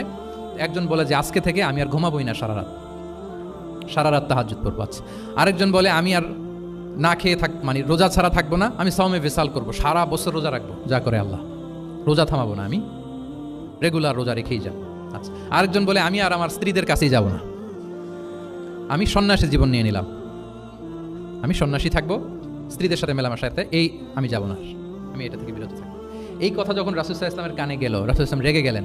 রেগে গিয়ে সাহাবীদেরকে জড়ো করলেন। জড়ো করে তিনি বলতে আরম্ভ করলেন, আনতুমুল্লাযীনা কুলতুম কাযা ওয়া কাযা, আচ্ছা তোমাদের মধ্যে কে কে নাকি এরকম এরকম বলছে। সুবহানাল্লাহ। তিনি বলতে পারতেন, এই আব্দুল্লাহ স্ট্যান্ড আপ, দাঁড়াও, আব্দুর রহিম দাঁড়াও, এই আব্দুল সাত্তার তুমি নাকি বলছো যে সারা রাত, একটা কথা বললা তুমি নাকি বলছো যে সারা বছর রোজা, এটা তুমি কি কথা বলতো, ভুল কাজ করছো, এটাও জানো না তুমি নাকি বলছো স্ত্রীদের সাথে মিশবা না। এরকম যদি Abdullah, Abdur Rahman, just for example, এইভাবে দাঁড় করিয়ে যদি নাম ধরে ধরে বলতেন, ওনারা সাহাবীদের সামনে লজ্জিত হতেন না? না। আনতুমুল্লাযীনা কুলতুম কাযা ওয়া কাযা, এটাই রাসূল সাল্লাল্লাহু আলাইহি ওয়াসাল্লামের কাউকে কারেক্ট করার, তাসহিহ করার অভ্যেস ছিল। মা বালু আকওয়ামিন ইয়াকুলুনা কাযা ওয়া কাযা, মাঝে মাঝে বলতেন মা বালু আকওয়ামিন ইয়াফআলুনা কাযা ওয়া কাযা, তোমাদের মধ্যে কেউ কেউ নাকি এমনটা বলে, তোমাদের মধ্যে কেউ কেউ নাকি এমনটা করে। কই আমি তো রাতে ঘুমাই আবার সালাত পড়ি, কই আমি তো রোজা রাখি সোম বৃহস্পতি, বাকি দিনগুলোতে খাই, কই আমি তো আমার স্ত্রীদের সাথে মেলামেশা করি। এই সব কিছুকে ব্যালেন্স করেও তো আমার নবুয়তি, তো আমার কোনো সমস্যা হয় নাই, আল্লাহ ভীরু হতে তো সমস্যা হয় নাই। ওয়াল্লাহি ইন্নী লা আখশাকুম লিল্লাহি ওয়া আতকাকুম লাহ, আল্লাহর শপথ আমি তোমাদের চাইতে আল্লাহকে বেশি ভয় করি, আমি তোমাদের চাইতে বেশি মুত্তাকি।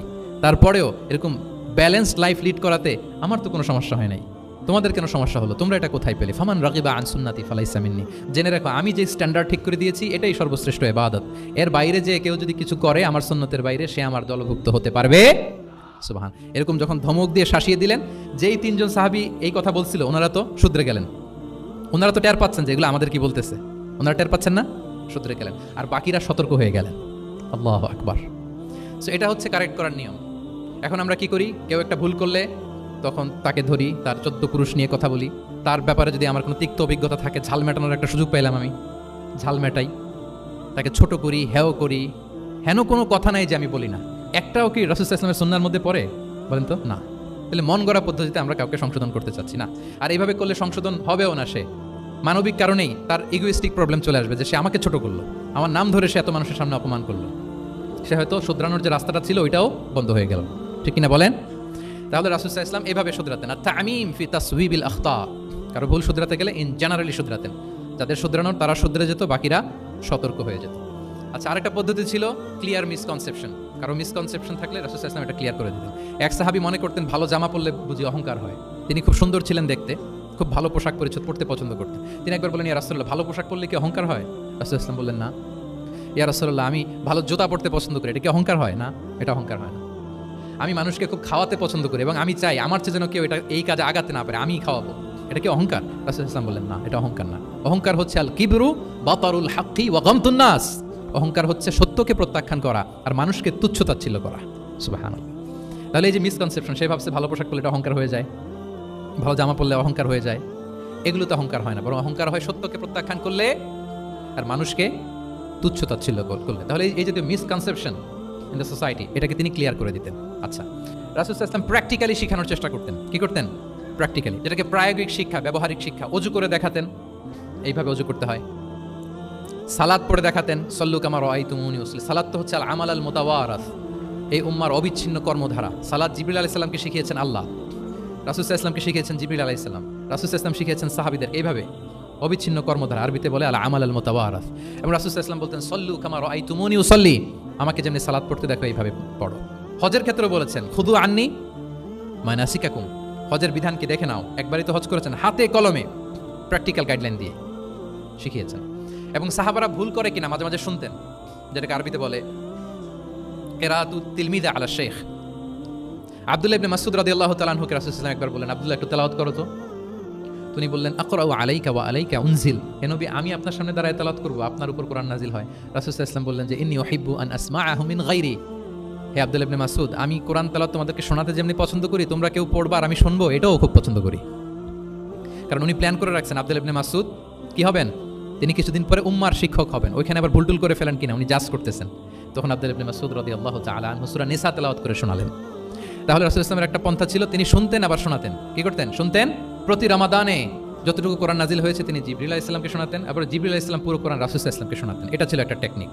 আচ্ছা, রাইটিং মেথড, আমরা যেমনি লেখি, অ্যাসাইনমেন্ট, প্রেজেন্টেশন, লেখার মাধ্যমে জ্ঞান বিতরণ, জ্ঞান অর্জন, এটা কম ছিল। আমি আগে বলেছি মেইনলি ছিল oral based and Q and A based, কিন্তু লেখাজোখা যে ছিলই না তা না।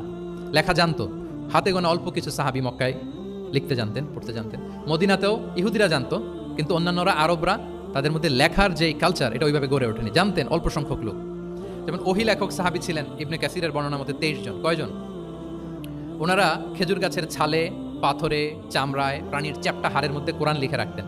এবং রাসূল সাল্লাল্লাহু আলাইহি ওয়াসাল্লাম কোরআন ছাড়া অন্য কিছু ওনার কাছ থেকে যেন লিখে রাখা না হয়, এই মর্মে আদেশ জারি করেছেন, লা তাকতুবু আন্নী গায়রাল কোরআন ওয়া মান কাতাবা আন্নী গায়রাল কোরআনি ফালইয়ামহু, কোরআন ছাড়া কিছু লিখো না।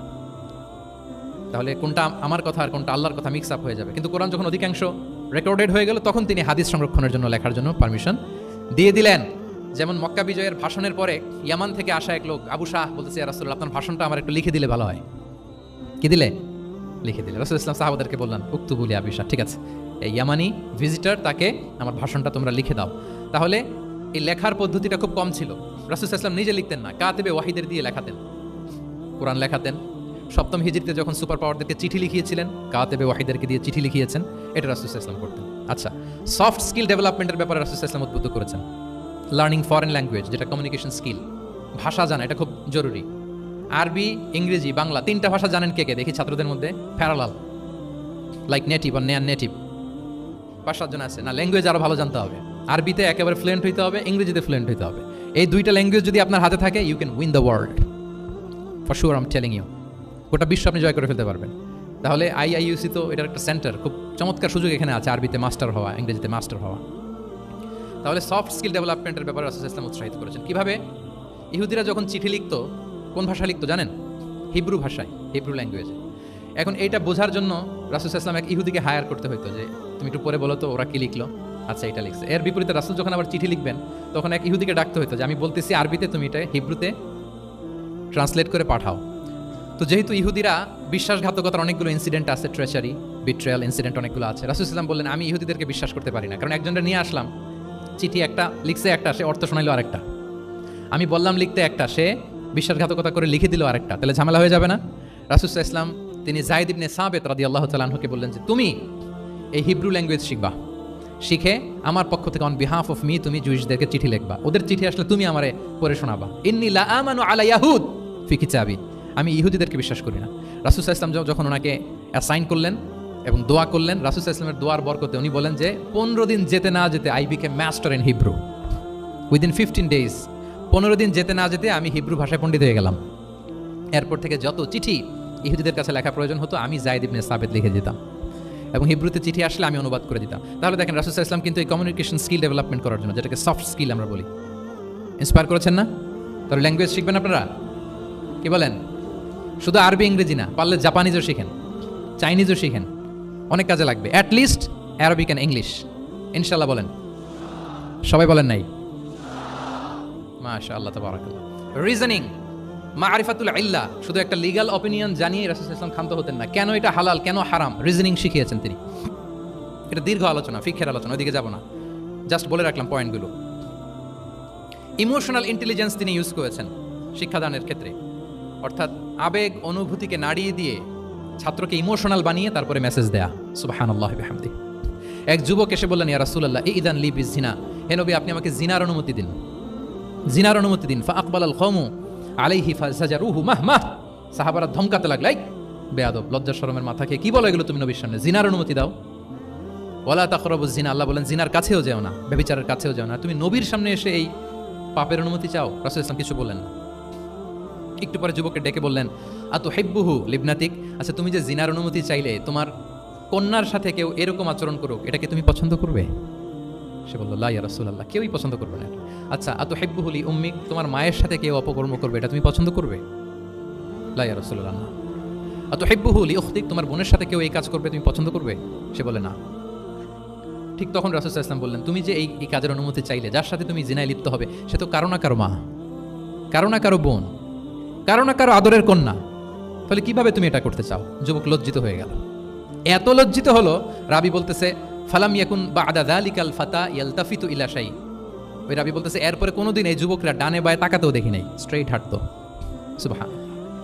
রাসূল ইসলাম দোয়া করেছিলেন তার জন্য, আল্লাহুম্মা গফির যামবাহ ওয়া তাহহির কলবাহ ওয়া হাসসিন ফারজাহ, আল্লাহ তুমি তার গুনাহ মোচন করো, পাপ মোচন করো, আল্লাহ তুমি তার অন্তরকে পরিশুদ্ধ করো, আল্লাহ তুমি তার চরিত্রকে নিষ্কলুষ করে দাও। নবীর দোয়ার বরকতে চিরজীবনের জন্য নিষ্কলুষ পবিত্র তিনি হয়ে গেছেন। তাহলে দেখেন, তাকে অন্যভাবে বুঝাইলে হয়তো কাজ হইতো না, যখন তার নিজের উপর দিয়ে বোঝানো হলো। তোমার বোনের সাথে যদি হয়, তোমার মেয়ের সাথে যদি কেউ এটা করে, তুমি মেনে নিতে পারবা? এটাকে বলে ইমোশনাল ইন্টেলিজেন্সকে কাজে লাগিয়ে মানুষের আবেগ অনুভূতিকে নাড়িয়ে দিয়ে, teaching by touching the heart, teaching by touching the emotions.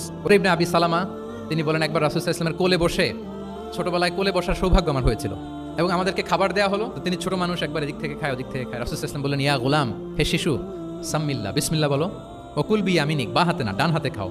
দেখেন ছোটদেরকে কিভাবে শেখাতেন, তারবিয়া, চাইল্ড তারবিয়া। ওয়াকুল মিম্মা ইয়ালিক, তোমার সামনে যেটা আছে ওইটা খাও, এদিক থেকে ওদিক থেকে, চারদিক থেকে নিও না। রাবি বলেন যে ফামা জালা তিলকা তু'মাতু বাদু, উনি বলতেছেন এরপর থেকে আজীবন আমার খাওয়ার স্টাইল এটাই হয়ে গেছে।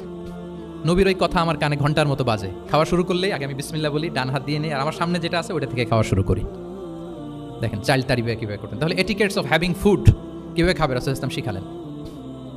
আপনারা জানেন যে হাশিমি খানদান, বনু হাশিমদের জন্য জাকাতের সম্পদ খাওয়া, রাসূল ইসলামের বংশের জন্য জাকাতের সম্পদ খাওয়া হারাম। তো একবার জাকাতের সাদাকার খেজুর ছিল স্তূপ করা, রাসূল ইসলামের নাতি হাসান রাদিয়াল্লাহু তাআলা আনহু, ছোট্ট মানুষ, এসেই ওই খেজুর নিয়ে খেতে আরম্ভ করল। দূর থেকে রাসূল ইসলাম দেখে বললেন, কেখ কেখ এরমি বিহা, কেখ কেখ মানে আমরা বাংলা যেটাকে ওয়াক্থু, ওয়াক্থু মানে থু মেরে ফেলে দাও। এটা বলে তিনি হাসান রাদিয়াল্লাহু তাআলা আনহুর মুখ থেকে খেজুরটা বের করলেন আর বললেন, আলা তা'লাম আন্না লা নাকুলু সাদাকা, মানে নানা ভাই, আদরের নানা ভাই, তুমি কি জানো না আমরা সাদাকার সম্পদ খেতে পারি না, তাড়াতাড়ি ফেলে দাও। মুখ থেকে টেনে যে খেজুরটা নিয়েছিলেন হাসান রাদিয়াল্লাহু তাআলা আনহু, সেটাকে রাসূল সাল্লাল্লাহু আলাইহি ওয়াসাল্লাম বের করে দিলেন। তাহলে এখানে কনসেপ্ট অফ হালাল এন্ড হারাম ছোটবেলা থেকেই নানা ভাইকে উনি ক্লিয়ার করে দিচ্ছেন। আব্দুল্লাহ ইবনে আব্বাস রাদিয়াল্লাহু তাআলা আনহু রাসূল সাল্লাল্লাহু আলাইহি ওয়াসাল্লামের কি ছিলেন সম্পর্কে বলেন, কি ছিল? সবাই বলেন আওয়াজ করে। কাজিন, চাচাতো ভাই। আরেকটা সম্পর্ক ছিল রাসূল সাল্লাল্লাহু আলাইহি ওয়াসাল্লাম আর কি হইতো? খালু মাইমুনা বিনতুল হারিস রাদিয়াল্লাহু তাআলা আনহা, তিনি ছিলেন আব্দুল্লাহ ইবনে আব্বাসের খালা। আর যেহেতু রাসূল সাল্লাল্লাহু আলাইহি ওয়াসাল্লাম বিয়ে করেছিলেন, ফলে রাসূল সাল্লাল্লাহু আলাইহি ওয়াসাল্লাম ওনার সম্পর্কের আরেক সম্পর্কে কি হয়? খালু। তো উনি খুব ছোট ছিলেন, এত ছোট যে রাসূল সাল্লাল্লাহু আলাইহি ওয়াসাল্লাম যখন ইন্তেকাল করেন তখন ওনার বয়স ছিল 13। আব্দুল্লাহ ইবনে আব্বাসের বয়স তখন কত? 13। তো ফলে ছোট মানুষ প্রায় খালার বাসায় রাতে থাকতো এবং রাসূল সাল্লাল্লাহু আলাইহি ওয়াসাল্লামের আশেপাশে ঘুমাতো। একবার রাসূল সাল্লাল্লাহু আলাইহি ওয়াসাল্লাম ওয়াশরুম করতে গেলেন দূরে, এবং রাসূল সাল্লাল্লাহু আলাইহি ওয়াসাল্লামের অভ্যেস ছিল ওয়াশরুম সেরে এসেই অজু করতেন। তো উনি এসে দেখে ওনার অজুর পাত্রে কে যেন পানি রেখে দিয়েছে। জিজ্ঞেস করলেন কে রেখেছে? বলা হলো যে আব্দুল্লাহ ইবনে আব্বাস রেখেছে। রাসূল সাল্লাল্লাহু আলাইহি ওয়াসাল্লাম এত খুশি হলেন যে এখন যে আমার এটা দরকার, ছোট্ট আব্দুল্লাহ এটা বুঝে ফেললো। উনি ওনাকে জড়িয়ে ধরে একটা দোয়া করলেন, আল্লাহুম্মা আল্লিমহুল কিতাব, আল্লাহুম্মা ফাক্কিহু ফিদ্দীন ওয়া আল্লিমহু তা'বীল। আল্লাহ, আপনি আব্বাসকে কিতাবের জ্ঞান শিক্ষা দেন। এবং এই দোয়ার বরকতে উনি রাইসুল মুফাসসিরিন হয়েছেন। পৃথিবীতে যত মুফাসসির আসবে সব মুফাসসিরদের সম্রাট হচ্ছে আব্দুল্লাহ ইবনে আব্বাস রাদিয়াল্লাহু তাআলা। আচ্ছা, উনি কি শিখাতেন, কিভাবে শিখাতেন? তাহাজ্জুদের সময় রাসূল সাল্লাল্লাহু আলাইহি ওয়াসাল্লাম নামাজে দাঁড়ালেন, আব্দুল্লাহ ইবনে আব্বাস এসে রাসূল সাল্লাল্লাহু আলাইহি ওয়াসাল্লামের বাম দিকে দাঁড়ালেন। ছোট মানুষ ভাবছে আমিও যাই নামাজ পড়ি। আচ্ছা বলেন তো, যদি দুইজন হয় নামাজে, একজন ইমাম আর একজন মুসল্লি ইমামের কোন দিকে দাঁড়াবে? কিন্তু আব্দুল্লাহ ইবনে আব্বাস দাঁড়াইছে কোন দিকে? বাম দিকে, কারণ উনি ব্যাপারটা জানেন না। তখন রাসূল সাল্লাল্লাহু আলাইহি ওয়াসাল্লাম কি করলেন?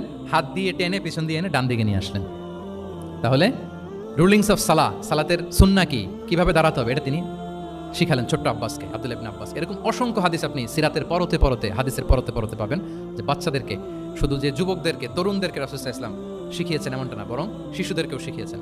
এইভাবে রাসূল সাল্লাল্লাহু আলাইহি ওয়াসাল্লাম এমন এক শিক্ষা পদ্ধতি আমাদের জন্য উপহার দিয়েছেন, যেটার মধ্য দিয়ে তিনি শ্রেষ্ঠতম প্রজন্ম, the best generation ever on আর্থ, যেটা আমি শুরুতে বলেছি, এবং তার ধারাবাহিকতা এর পরের প্রজন্মকেও শ্রেষ্ঠ প্রজন্ম বলা হয়েছে। এর পরের প্রজন্ম তিনটা জেনারেশন এই শিক্ষার, এই ওহির জ্ঞানের শিক্ষার ছোঁয়ায় তারা শ্রেষ্ঠ প্রজন্ম হয়েছে রাসূল সাল্লাল্লাহু আলাইহি ওয়াসাল্লামের এই শিক্ষা পদ্ধতির মধ্য দিয়ে। আমরা যদি সামারি করি যে রাসূল সাল্লাল্লাহু আলাইহি ওয়াসাল্লামের শিক্ষা পদ্ধতিটা কেমন ছিল, তাহলে বলতে হবে যে এটা উৎসাহমূলক ছিল, আশাব্যঞ্জক, কনফিডেন্ট বাড়া, ইন্সপায়ারিং ছিল। এটা কল্যাণকামিতায় ভরপুর ছিল, ওয়েল উইশিং ছিল। আমরা যেমনি কারো কথা শুনেই তার উত্তর দেই বা মাসালা বলে দেই, এরকম না। ইংরেজিতে এটাকে বলে এমপ্যাথেটিক। এমপ্যাথেটিক মানে খুব বেশি সুবিবেচক। He not only listen to the suffering of others, he use to feel it. তিনি ফিল করতেন। একজন এসে বলতেছে যে আমার এই সমস্যা, এটার এখন আমি কি করবো? আমি জাস্ট বললাম এটার ইসলামী সমাধান এটা হচ্ছে একটা। রাসূল ইসলাম এরকম না, যে বলতেছে তার কষ্টটা তিনি ফিল করার চেষ্টা করতেন, ফিল করে তখন তাকে গাইডলাইন দিতেন। এটাকে বলে এমপ্যাথেটিক। ওয়েল উইশিং ম্যানারের, কল্যাণকামিতায় ভরপুর ছিল তার শিক্ষাদান পদ্ধতি। পরামর্শমূলক ছিল, যেখানে মেন্টরিং ছিল, কাউন্সেলিং ছিল। মানে শুধু টিচার হলে এটার আউটপুট একটা, কিন্তু if you work like a mentor, আপনি আপনার শিক্ষার্থীদেরকে মেন্টরিং করতেছেন, তাদেরকে কাউন্সেলিং করতেছেন, এটার আউটপুট হবে অন্যরকম। রাসূল ইসলাম he work as a mentor and counsellor for the সাহাবা। সুবহানাল্লাহ। রাসূল ইসলামের দেওয়ার শিক্ষাটা ছিল বেসিক্যালি অ্যাডভাইজারি। আমরা মাঝে মাঝে অ্যাডভাইজারি নেই, দেখবেন বড় বড় নেতা লক্ষ লক্ষ টাকা বেতন দিয়ে অনেক বড় বড় উপদেষ্টা রাখে, তারা বিভিন্ন ধরনের অ্যাডভাইস দেয়। রাসূল ইসলাম এই সার্ভিসটা সাহাবাদেরকে দিতেন। ওনার শিক্ষাটা ছিল অংশগ্রহণমূলক, মানে এঙ্গেজমেন্ট ছিল। একতরফা আমি বলে গেলাম অথবা একতরফা ওরা বলে গেল, এরকম না। জিজ্ঞেস করতেন, শুনতেন, শোনাতেন, প্রশ্ন করতেন, প্রশ্নের পিঠে প্রশ্ন ছড়ে দিতেন। ইন্টারেক্টিভ ছিল, পার্টিসিপেটরি ছিল, অংশগ্রহণমূলক। এটাকে আমরা মানে ক্লাসিক স্কলাররা যেটাকে বলে সোহবাহ, কি বলে? আমরা বলি না যে সোহবতের বড় প্রয়োজন? রাসূল ইসলামের সোহবতে মূলত ওনারা নলেজটা অর্জন করেছিলেন। পার্টিসিপেটরি ছিল, এঙ্গেজমেন্ট ছিল।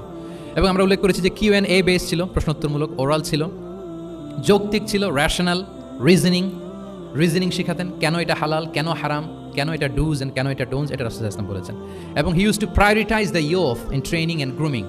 বিশেষ করে বয়স্ক সাহাবাদের থেকে যুবকদেরকে বেশি প্রায়োরিটি দিতেন তালিমের ক্ষেত্রে, তারবিয়ার ক্ষেত্রে, কারণ তারাই উম্মাহকে লিড দেবে। তারাই কি উম্মাহকে লিড দেবে। এই যে এখানে যারা বসে আছেন, আমার তো মনে হয় বয়স 25 থেকে 30, এর আগেই বেশিরভাগ। সো আপনাদেরকে লিড দিতে হবে আগামীর বাংলাদেশে, ঠিক কি না? এই জন্য রাসূল সাল্লাল্লাহু আলাইহি ওয়াসাল্লাম বাছাই করে করে কোন সাহাবীর কি ধরনের যোগ্যতা আছে এবং ইসলামের জন্য এটা কিভাবে কাজে লাগতে পারে, ওইভাবে সাহাবীদেরকে তিনি গাইড করতেন। এবং সেটার ফলাফল তো আমরা দেখেছি, খায়রুল কুরুনি কারনি সুম্মা আল্লাযীনা ইয়ালুনাহুম সুম্মা আল্লাযীনা ইয়ালুনাহুম। এই ওহির জ্ঞানের স্পর্শে, এই শিক্ষার, এই তালিমের স্পর্শে তারা শ্রেষ্ঠ প্রজন্ম হয়েছেন, এবং তারপরের প্রজন্ম তার পরের প্রজন্ম, তিনটা প্রজন্মকে তিনি শ্রেষ্ঠ প্রজন্ম বলে ঘোষণা দিয়েছেন। আমি আর দীর্ঘায়িত করব না। আমরা যদি রাসূল সাল্লাল্লাহু আলাইহি ওয়াসাল্লামের আনিত এই শিক্ষা পদ্ধতি আমাদের শিক্ষা ব্যবস্থার মধ্যে ইনক্লুড করতে পারি, তাহলে আমরাও আমাদের প্রজন্মকে ওইরকম শ্রেষ্ঠ প্রজন্ম হিসেবে গড়ে তুলতে পারবো ইনশাআল্লাহ বিইذনিল্লাহ। আওয়াজ করে সবাই পড়ে ইনশাআল্লাহ বিইذনিল্লাহ। আমি সবাইকে আবারও অন্তরের অন্তঃস্থল থেকে শুকরিয়া জানাই। Discourse on prophetic teaching methodology এই শিরোনামের আলোচনা প্রায় 1.5 ঘন্টা যাবৎ খুব মনোযোগের সাথে আপনারা শুনেছেন। আল্লাহ তাআলা আপনাদের সবাইকে কবুল করুন, আপনাদেরকে ভালো রাখুন, ঈমানের সাথে রাখুন। আমি অথরিটিকে আবারও অন্তরের অন্তঃস্থল থেকে ধন্যবাদ এবং মোবারকবাদ জানিয়ে আমার এই সংক্ষিপ্ত আলোচনা এখানেই শেষ করছি। হাযা মা ইনদি ওয়াল ইলমু ইনদাল্লাহি আলাইহি তাওয়াক্কালতু ওয়া ইলাইহি উনীব। আসসালামু আলাইকুম ওয়া রাহমাতুল্লাহি ওয়া বারাকাতুহু।